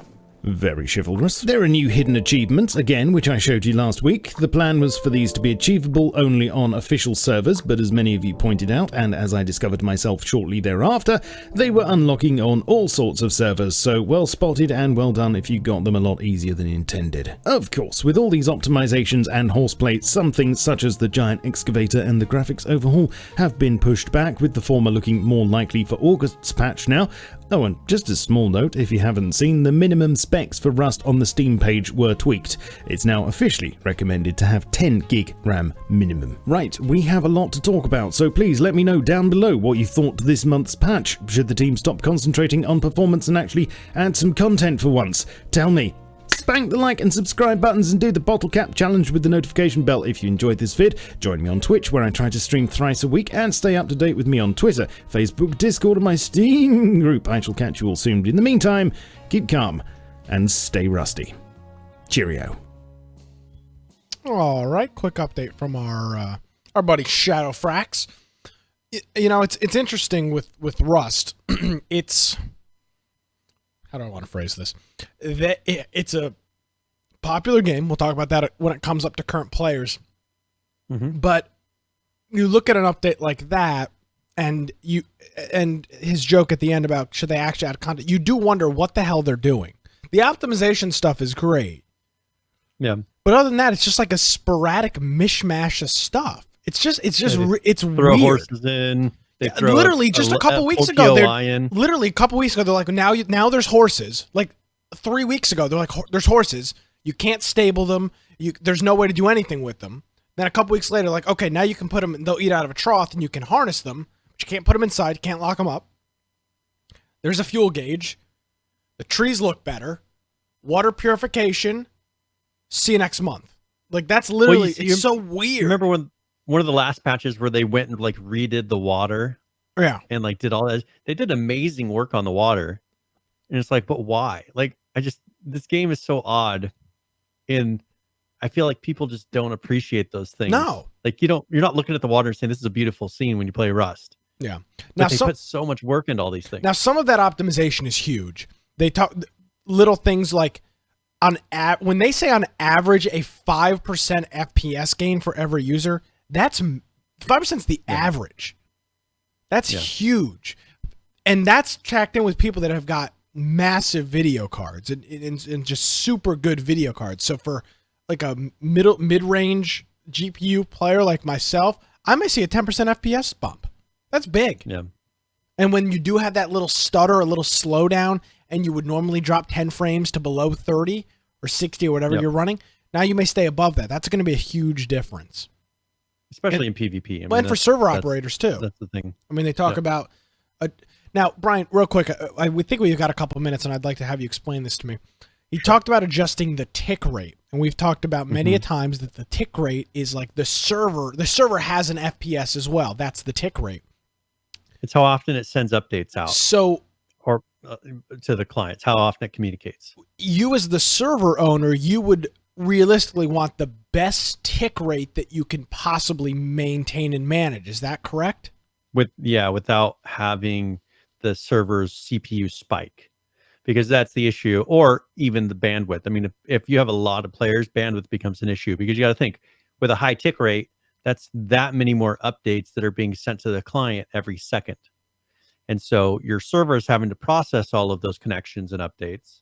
So the CPU goes up, But then all of these clients are also receiving all of these updates and sending information back to you at that same speed. So if you just say, hey, I'm going to have a 120 tick rate, 128 frame tick rate, because I want my server to run at that. Well, you probably will find that your server will not run at that. And you probably have people that are lagging because the connection, maybe their connection is lagging out, or the server's not able to operate at that. So you kind of look at, do I do a 30 frame tick rate? Can I get away with a 60? I mean, if you can get a server with a 60 tick rate, that's not bad. So the default tick rate for the server is 10. Yeah. And so that is not great. I mean, that's a very safe number. But if you're having very fast-paced PvP, you would want something faster. So what, by the way, that was according to a forum post from last year. So I assume that that's still correct. Yeah. But what they've added, the two options that they've added are the ability to set the rate at which players send their updates to the server, and then in there's which two settings. There is. So what the player sends to the server and what the server sends to the player. So those can be adjusted. So maybe you want the players to send the information a little bit more often than the server. Maybe. I don't know. You'll want them fairly close, just because if they're sending it fast, but the server's not then replying that information back to the other client. No, I lied. Sorry. The default tick rate is 30. Okay, 30. So yeah, that's not bad. That's a good base rate for No. a PvP I'm sorry. No, I lied again. It's 10. There's so much conflicting information. Some guy said the default is 30. Sometimes some guy says the default is 10. Well, whatever it is, 10 is a very low number. I think Atlas runs at 10 by something like that by default, or it did at some point. Fake news. But that's the thing is, like I've seen people that were like, hey, can I put mine to 120? I was like, well, you can try. I mean, see what happens. But I think if you can get between like a 30 and a 60 tick rate, I think for PvP, that would be a nice healthy number if your server can handle it. 10 is just not, you will notice, you would notice a difference. Let's say you put it to 60 and then you did it 10, you would notice a difference in performance as far as how people look when they're moving around and just how responsive it feels, especially when you're doing gunfights. I'm seeing numbers. I've seen the numbers 10, 20, 30, and 60 is all defaults. So I don't know what the hell the actual default is. The problem with it is it changes, and then these forum posts and Reddit threads are no longer accurate. Well, no, because it's a question. Like at the time, the tick rate is so whatever, and then they update. I have no idea. But they've added a little bit of, and they even note in here, adjusting these values should only be done as a last resort when nothing else helps and the server is nearly unplayable. So you really do want to try to optimize in every other way possible besides tick rate. Yeah, because you're talking about essentially the frame rate of the server. So if you have a 1 frame rate server, the game is not going to run almost at all because the information is going to be all over the place. You'll be at a certain point, but the server won't even know you're there because the frame rate is so low. Yeah, I mean, you'll see people that run it at 64, 128. It's just, that's the issue. Is if you do it too much, you're going to actually cause issues. PH is bringing up CS:GO they do theirs based on like 64, 128, like they do them in those intervals. Yeah. Rust does them like 10s, as you said, Apparently. 10s, 30s, 60s. Yeah, not trying to be the arbiter of fake news, but when you search default tick rate, that's what happens. Yep. So all right. We're still doing all right. We're doing great on that. Okay, so let's talk really quickly about Atlas. I mean, we kind of hinted and talked about them a little bit, but they put out a patch. So the last one that we covered was 209.1, if I remember correctly. I believe so. And so their current one that they're running on is 209.43. And so they put out 209.1. So they put out 209.31, which they've increased the harvesting rate and things on the server, I think for the holiday and everything. And then the company island point limit has been increased by 100. Tax banks can now be placed by admins or above in companies. They did some fixes in there. You can hide the discovery zones on the map now. And then it says the claim flags now have a maximum height limit when being placed. Claim flags that were previously placed with which exceed the limit will indicate as such on the HUD. And then 209.34, when replacing invalid claim flags, you can now place them within the green ring of the original flag. Claim flag's height limit has been increased to 6,500 units above sea level now. And then 209.35 reverted the claim flag height limit on official servers, so it went back. 209.36, they fixed a bug which caused silos to pay crew that weren't on the same team. And then they have the 209.4, which they fixed a bug preventing players from getting experience at level 149, so they couldn't get to 150, which is the max level. Companies are now enabled and force created on single player, so players have access to their company log. They added an admin command for single player called do leave tribe. It's a cheat do leave tribe, which I'm not sure why you would use that on a single player game, but whatever. Forest coloring can now be crafted and applied to items. Renamed one of the purple colors to dark violet, as there were two of the same name. Demolished buoys will no longer leave the sign floating behind. And then 209.43, they fixed a bug causing the wall hook to not remember whether a light was attached. Fixed a bug where players would temporarily enter combat state upon transition. And then the current 209.46, which is shipwrecks, and their icons now correctly vanish from the map after 5 days. And they fixed the leave company button. So that is current. Oh, thank God. That's a lot less patches than what they have been doing. I wonder if 4th of July and all that has affected it at all. I was very stressed out with that. I needed you to read that for me. Thank you. Everybody needs their Atlas updates. Hey, man, Most important. all joking aside, I don't know what. I don't know. Oh, Jesus Christ. What was I going to say? Atlas is a great game. All joking aside. Yep. Great. Good to go. That's exactly what you're going to say. I was going to make a point about. I'm failing. All right. We got to talk about something else. I don't know. I was going to talk about something or other with Atlas. Who cares? I don't know. Nobody's playing. It's fine. I forgive you. So on the let's talk about Fortnite for a minute. Okay. They put out update number 3 for their 9.3 patch. Now, there is a video if you want to play that really quick. It's 23 seconds, so it's pretty short. Play it in the background. But this is their new airstrike. So this is a new item where you can call in an airstrike, and you can see here pretty much it's a grenade that you throw, and then rockets will fly down and pummel the area. So the airstrike, a thrown canister of colored smoke that calls a flurry of missiles from above. Once the canister comes to a rest, the missiles will spawn shortly after.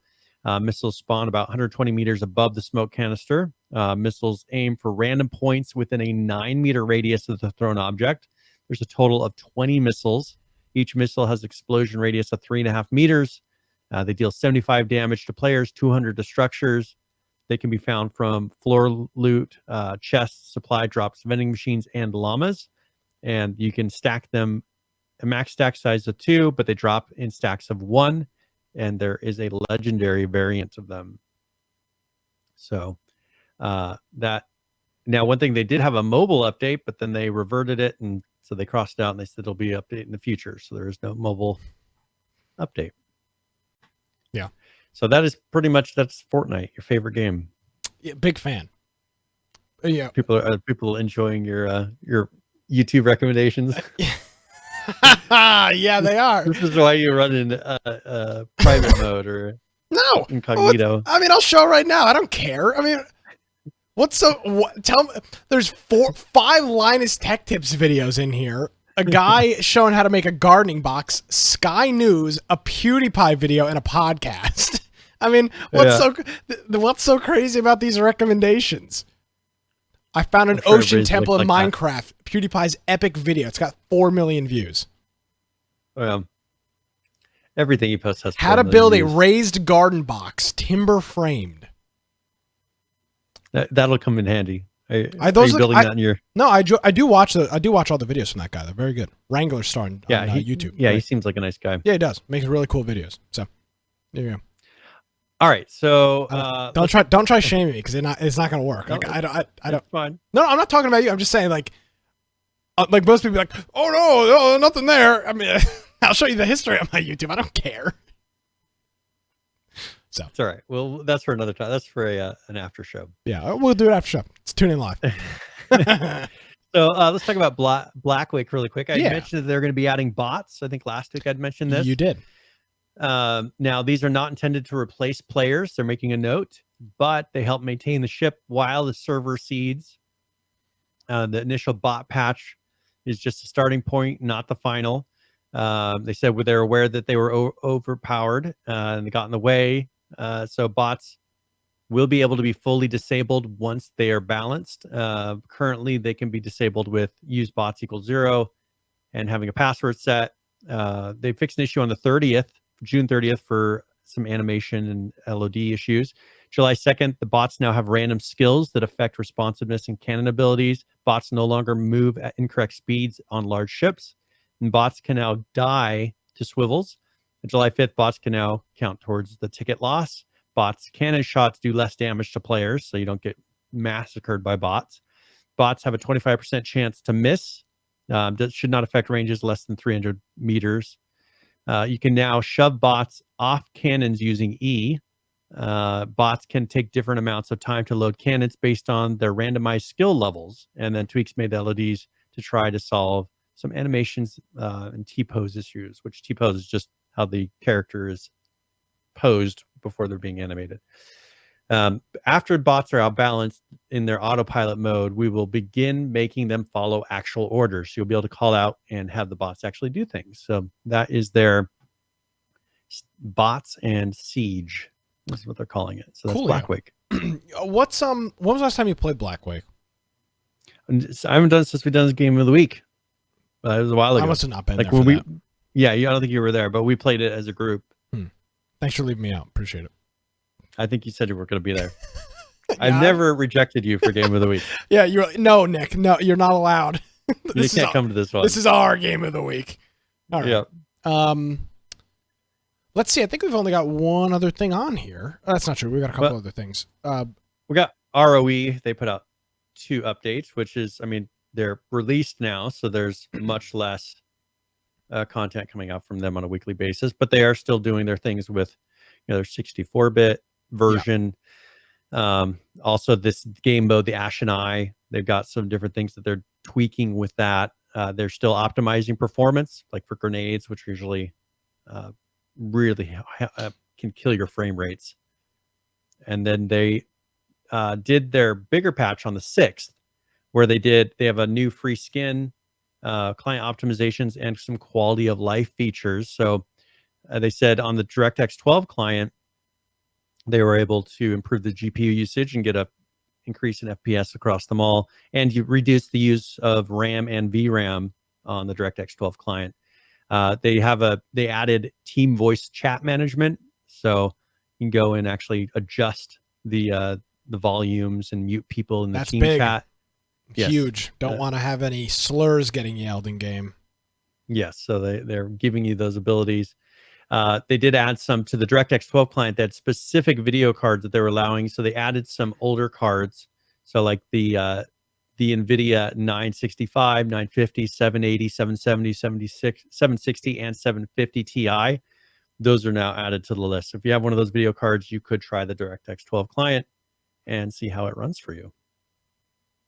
One thing, so they have game mode unlocking. New players now have to board the rescue helicopter in training mode in order to unlock the ability to use normal mode and Ash and I. So if you played the game before June 6th, you already have it unlocked. But new players, they have to go through and do the training mode and actually realize how to go up and climb into the helicopter and things like that before they can play. So that's another change. Gotcha. Well, they're rocking and rolling with their game, and I don't foresee any. Now that they're out, I mean, they'll do their little limited time events and things like that. But they may throw out some content here and there. Yeah, so new characters and different things, but, some things to get more skin sales. But I'll tell you this, Brian, prior to them being released at 1.0, there was 5 or 6 updates every week. There's only 2 this week. And again, 1 week, so one sample. But that's still good. I mean, that's more than most games after they release. But I think you'll see probably something similar with Ark, where it's like, every 3 or 4 episodes we talk about them. Yeah. So, I want to talk a little bit about Survive the Nights if we've got some time. They've released they've got a video here that I'll but there's no talking. There's no talking. So we'll talk over it. But they're working a lot on some optimization. They call this their devblog 26. So what they're doing is the vehicles are now going to be spawned randomly as well as with random vehicle parts. So they've got that in there, and you can see there's a couple of ways that this game has got this confusing notebook system, which I personally think is going to have to change because it's very complicated. Visually, it's a lot to bring in. I'm not saying it's good or bad. It's just it's complicated. It looks very convoluted. Nevertheless, not going to bash it for that. So they've got some vehicle improvements and how they're handling that. They've done some optimizations near the main town. So they've got things like that optimized and ready to go. There's a couple of pictures on here that I'll pull up here in a minute. Just changing how things are rendering in with foliage from a certain point. Structure claims and the spawning concepts. They've got an issue with structure claiming. They say there's just an issue with it. There's no claim system for structures, that is, for already existing structures. So there's having an issue with that. And then they did an interview with, I think, the BBC. I think it's the BBC. And they for a show called No Filter. Okay, so they did a show over there for that. Maybe they can interview us on our podcast. You think You think the BBC wants to interview us about our podcast? Yeah. The most successful survival podcast. The longest running. On Tuesdays. On Tuesday nights from the states of previously New York, now North Carolina and Idaho. Yeah. See? Yep. We fit that. We could put that on a trophy. I'm going to get that done for PAX. I'll put it in my luggage. With all the other crap I've got to bring. So just kind of an optimization update. By the way, they do a they have a full changelog system on their website. It's changelog.survivethenights.net. So you can go over to that and you can see bullet point by bullet point everything that's on here. And they got an update percentage. This game has not received the best PR. There's lots of issues with it, which is of no surprise. The target release for this is July 12th, and they're only 75% of the way there. So it's they're not hitting July 12th. Well, I mean, or they're going to rush it, which you hope they wouldn't, but they might. So there you go. That's Survive the Nights. Just a little optimization update from them. Very good. And I always put a link to Hurtworld. If you're interested in Hurtworld updates, mainly they have improved some of the handling of the helicopter, reduced, once again, this seems to be popular with all these games, reduced VRAM usage on lower end machines. And I'm wondering if this may be related to some sort of a engine update or something, because we saw this, 3 times now? Yeah. The VRAM usage has been reduced. And then some fixes and improvements to LODing. They're calling it lodding, but we saw that as well on another one, fixing it LOD. So I think they're just taking advantage of some of the new features in engine. So that is 0.8.1.0, and that included a wipe. So with that patch, if you're on an official server, that has been wiped. Gotcha. All right. I think we covered everything. Yeah, I believe so. That's all the news, which is great. You got anything else? Nope. I think that's it. Okay. Well, on that note, we are going to flip over our dial here, which I've got to do because I was playing other sound effects earlier in the show. And we are going to talk about current players, the games, and people that are currently playing them. All right, let's start off with Ark Survival Evolved. 43,296 people currently playing that. The 24-hour peak, 63,471, and a 7-day peak, 75,779. Moving on over to Realm Royale, which we talked a little bit about today. Currently playing that, 2,104. The 24-hour peak, 3,280, with a 7-day peak of 3,564. Let's take a look at everybody's favorite, Atlas. Currently playing 3,044. The 24-hour peak, 4,194, with the 7-day peak of 5,316. How about PUBG? Currently playing 92,564. The 24-hour peak, 676,091, and a 7-day peak of 716,629. And finally, at an all-new record high, currently playing Rust, 58,997. The 24-hour peak, 92,392, and the 7-day peak, which is also the all-time high for the game, 93,615. So a whole bunch of people playing Rust in the last weekend over the 4th of July holiday. Obviously, the horses and some of that new stuff that they've added have brought people back. Gary kind of antagonized people on Twitter, said something to the note if this game hits 90,000. I believe he talked about phallic objects. It was typical Gary Newman fashion. So he kind of antagonized Twitter a little bit. I was part of this solution as well. I launched the game and just let it run idle, in the background, try to boost those player numbers up. So there you go. All-time record high on Rust. And for this all started, let me get my note back up here. This all started on Friday, July 5th. And since then, the 24-hour peak has not dipped below 90,361. So Friday, Saturday, Sunday, Monday, Tuesday's not over yet, but it is. Tuesday, 5 days, the peak has not dropped below 90,000, which is weird because previously it was in the 70s, high 70s. So where did these 11,000 call it players come from? Is it that they're leaving the client open, or are people like, oh, they launched it and I think they're playing? I think maybe here's the thing with Rust. I think it's not like unlike a lot of other games, but you have one friend in a group that says, "Let's play Rust," and then the next thing you know, you have 8 guys playing it. That I think in a lot of regards, that is maybe what you could attribute some of this to. Is one person says, "Okay, hey, we're gonna jump on this server. Who's in?" There's 5, 6, 7, 8 guys. So you have a couple. You have enough people do that, and the problem is and it's not a problem. The rationale maybe that the player numbers are upwards of 90,000 is they're playing until the next wipe, because once you get in, until you get and then I'm sure they'll drop off. Yeah, at that of course, point. or get raided and kicked off. That way. All your stuff gets blown away and you're done. So.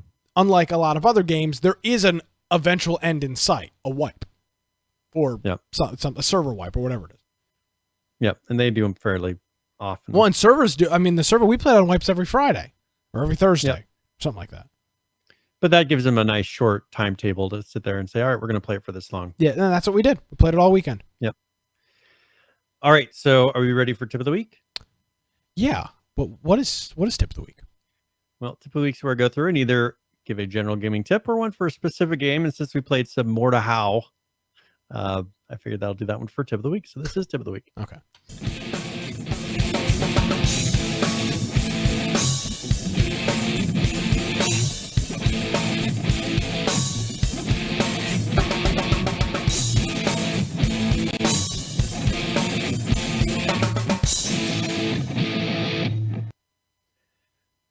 So one of the first suggestions that we heard was that you want to create a custom class in Mordhau. And what you want to do is first you need to do the tutorial that they have, and then you need to earn a couple thousand gold in game. Then when you create a custom character, you can unlock certain things that aren't available in those default character options.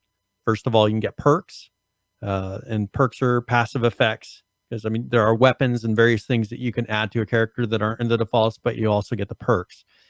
And one for Nick and I, we probably need is one that's called friendly, and that actually limits the amount of damage that you can do to your own team. That seemed to be one of my biggest concerns. But getting that custom character, you can create a character that has those specific things. Get friendly on there. That'll help you not quite get so many negative points for hitting your own team, do less damage to them. And that's definitely the way that everybody that had played it said to us, you know, you need to create a custom character. So make sure that's one of the first things you try to do. Get some gold built up and then go and create that. So, and I'm sure there's sites that talk about, but you can balance and find out what weapon do I want, what armor, what perks, and it's all based on a point system. So that is tip of the week. All right. Thank you very much for that, Brian. Yes. So we don't have an official game of the week this week. But people could show up on Friday and see what we're playing and jump in and start something. Yeah, I'm thinking. So there's I'm thinking Friday night. Maybe, I don't know. I think I'll be around, but it'll probably end up being, it'll probably end up being something like a league game mode, or maybe some Dead by Daylight. So if you're around, you know, pop in. Maybe we'll play. I don't know. I don't know what we'll play. There's no telling. But just through these again, we'll play something for people that haven't listened recently. We put Game of the Week on hold for the summer because Brian and I's schedule is just a little too crazy, and I don't want to always I don't always want to leave it on Brian to handle, and I think Brian feels the same way about me. If he's, you know, you don't want to force the other person to have to do all that. So nevertheless, show up. I'll probably be playing League, and uninstalling it multiple times. So join us for that Friday night. It'll be a good time. Good time is had by all, except for Spectrum, who has to feed the bandwidth to me multiple times. Yeah, because I'm a petulant child. Yeah, so I'd say you need to find an offline installer. No, it's fine. I don't have a data cap. I don't care. I'm sure that infuriates like Firebomb's listening right now. He's thinking, my 8 gigabyte cap. Yeah, this guy can't even play video games. I'm uninstalling the game multiple times in a day and reinstalling it. No. Sorry, Firebomb. All right. So is there anything else we need to cover before we go? No, sir. The game giveaway? Yeah. Right? Okay. All right. So let's go ahead and roll for this. All right. And congratulations, Saul Greatman. Hey. You have won a copy of Northgard, and this is a kind of game that I think you would enjoy. I'll send it to you in a message in Discord. So congratulations, Saul. And who plays games with us, who loves playing League. He's my league buddy. One of my league buddies, rather. I also play with Green Man plays. Green Man's brother and Barbie. Our friend Barbie. That's like our go-to group. And actually, our friend Jonesy's actually jumped in as of late as well. So he's playing with us. Very good. Maybe you're listening to this in your car and you're thinking, oh, hey, I'd like to win that game. That sounds pretty cool. You can do so. We do the show live every Tuesday night. It's here 7 p.m. Eastern right here on our Twitch channel. It's twitch.tv/Infection Podcast. It's also simulcasted, dual streamed on YouTube. So if Twitch is blocked at your work, YouTube's probably not. You can watch it on YouTube as well. We don't monitor the chat on YouTube, so you can't really enter the giveaway, but you can at least watch it live on YouTube as well. And then all of our podcasts, versions of the show, our show notes on YouTube. We've got, I'd like to do a good job with, you can click a timestamp in the description. It'll shoot you over. It's relatively close, within a couple minutes of a segment. So we've got all the different ways that you can check out the show and listen to it. So, yeah, and it's free. Oh, I know. We don't talk about that enough. No cost, no cost to you. Well, it's not free. Your time. You got to waste 2 hours of your life listening to it. But other than that, it's free for me. Yep. So there you go. All right. Well, if you want to find me at Boise Computer on Twitter, of course, my blog, biteoftech.com, and make sure you go to our website. As Nick said, we have on there all those show notes for all the past episodes, a link to our Discord server. So maybe you're someone who listens and you've never joined the community. Make sure you click the link, join that, introduce yourself, say hi, tell Nick how you found the podcast. Yeah. Also, we have on there the Support Us tab if you want to support us on Humble Bundle or through Amazon. And we also have on there our Twitch or YouTube. We have but any way that you want to find us, it's on there. We even have a contact form if you want to harass us and send us a message. Oh yeah, we do. Wow. There is a Steam link if you would like to if you'd like to get a notification before the live show starts. So you happen to be at your computer, you see a little pop up, and you can jump in and be a part of the show, enter the giveaway, and get free games. So very good. Yes. Yes, you can go ahead and do that. All of the links, all of that information is on there. Our Steam page, which you can find at steamcommunity.com/group/infection podcast. You can get all that high quality information over there. All right. What else? I think that's it. I think that's it. All right. I did my outro. We're good. Yeah, I don't know. I'm all over. I had a long day. I'm sorry. Brian, thank you very much. As always, no I was running super late today. I came in the door. I looked at my Google Drive. There's full show notes. So without Brian doing the show, it would have been me attempting to read through notes while umming and ahhing between me pre-reading things. So thank you very much, Brian. I appreciate it. It helped out big time this week. So yeah, and if you do have a complaint with the show notes, of course, you can direct that to brian@infectionpodcast.com. So thank you, Brian, and hopefully we'll see you Friday and then next Tuesday. Very good. Alrighty, folks. Well, thank you for joining us. If you did so live, thank you in the chat. If you're listening via podcast, thanks for that. And I gotta find this real quick, Brian, before we get out of here. I almost forgot. We got a great comment on YouTube this past week, and the comment was, "Please make the next show around 8 hours long to get me through my day at work on Wednesday. Thanks." I sent it to you and I was like, yeah, man, that's pretty cool. The fact that, obviously it's a sarcastic comment in the terms of the show being 8 hours, but it's kind of cool to... Hey, we're getting there. We're pushing. We're getting closer and closer to 3 hours every week. Yeah. Soon it'll be I'll have to quit my day job to do Infection Podcast on Tuesdays. Yeah. Yeah. That was PH's YouTube account. All right. So thanks, Brian. Thank you, folks, for joining us. All right. We got to get out of here. My name is Nick Craig. If you missed any portion of the show, want any links, videos, pictures, screenshots, all that information is on our website. It's infectionpodcast.com. My name is Nick Craig. Thanks so much for joining us, everybody. Have a great week. We will see you next time.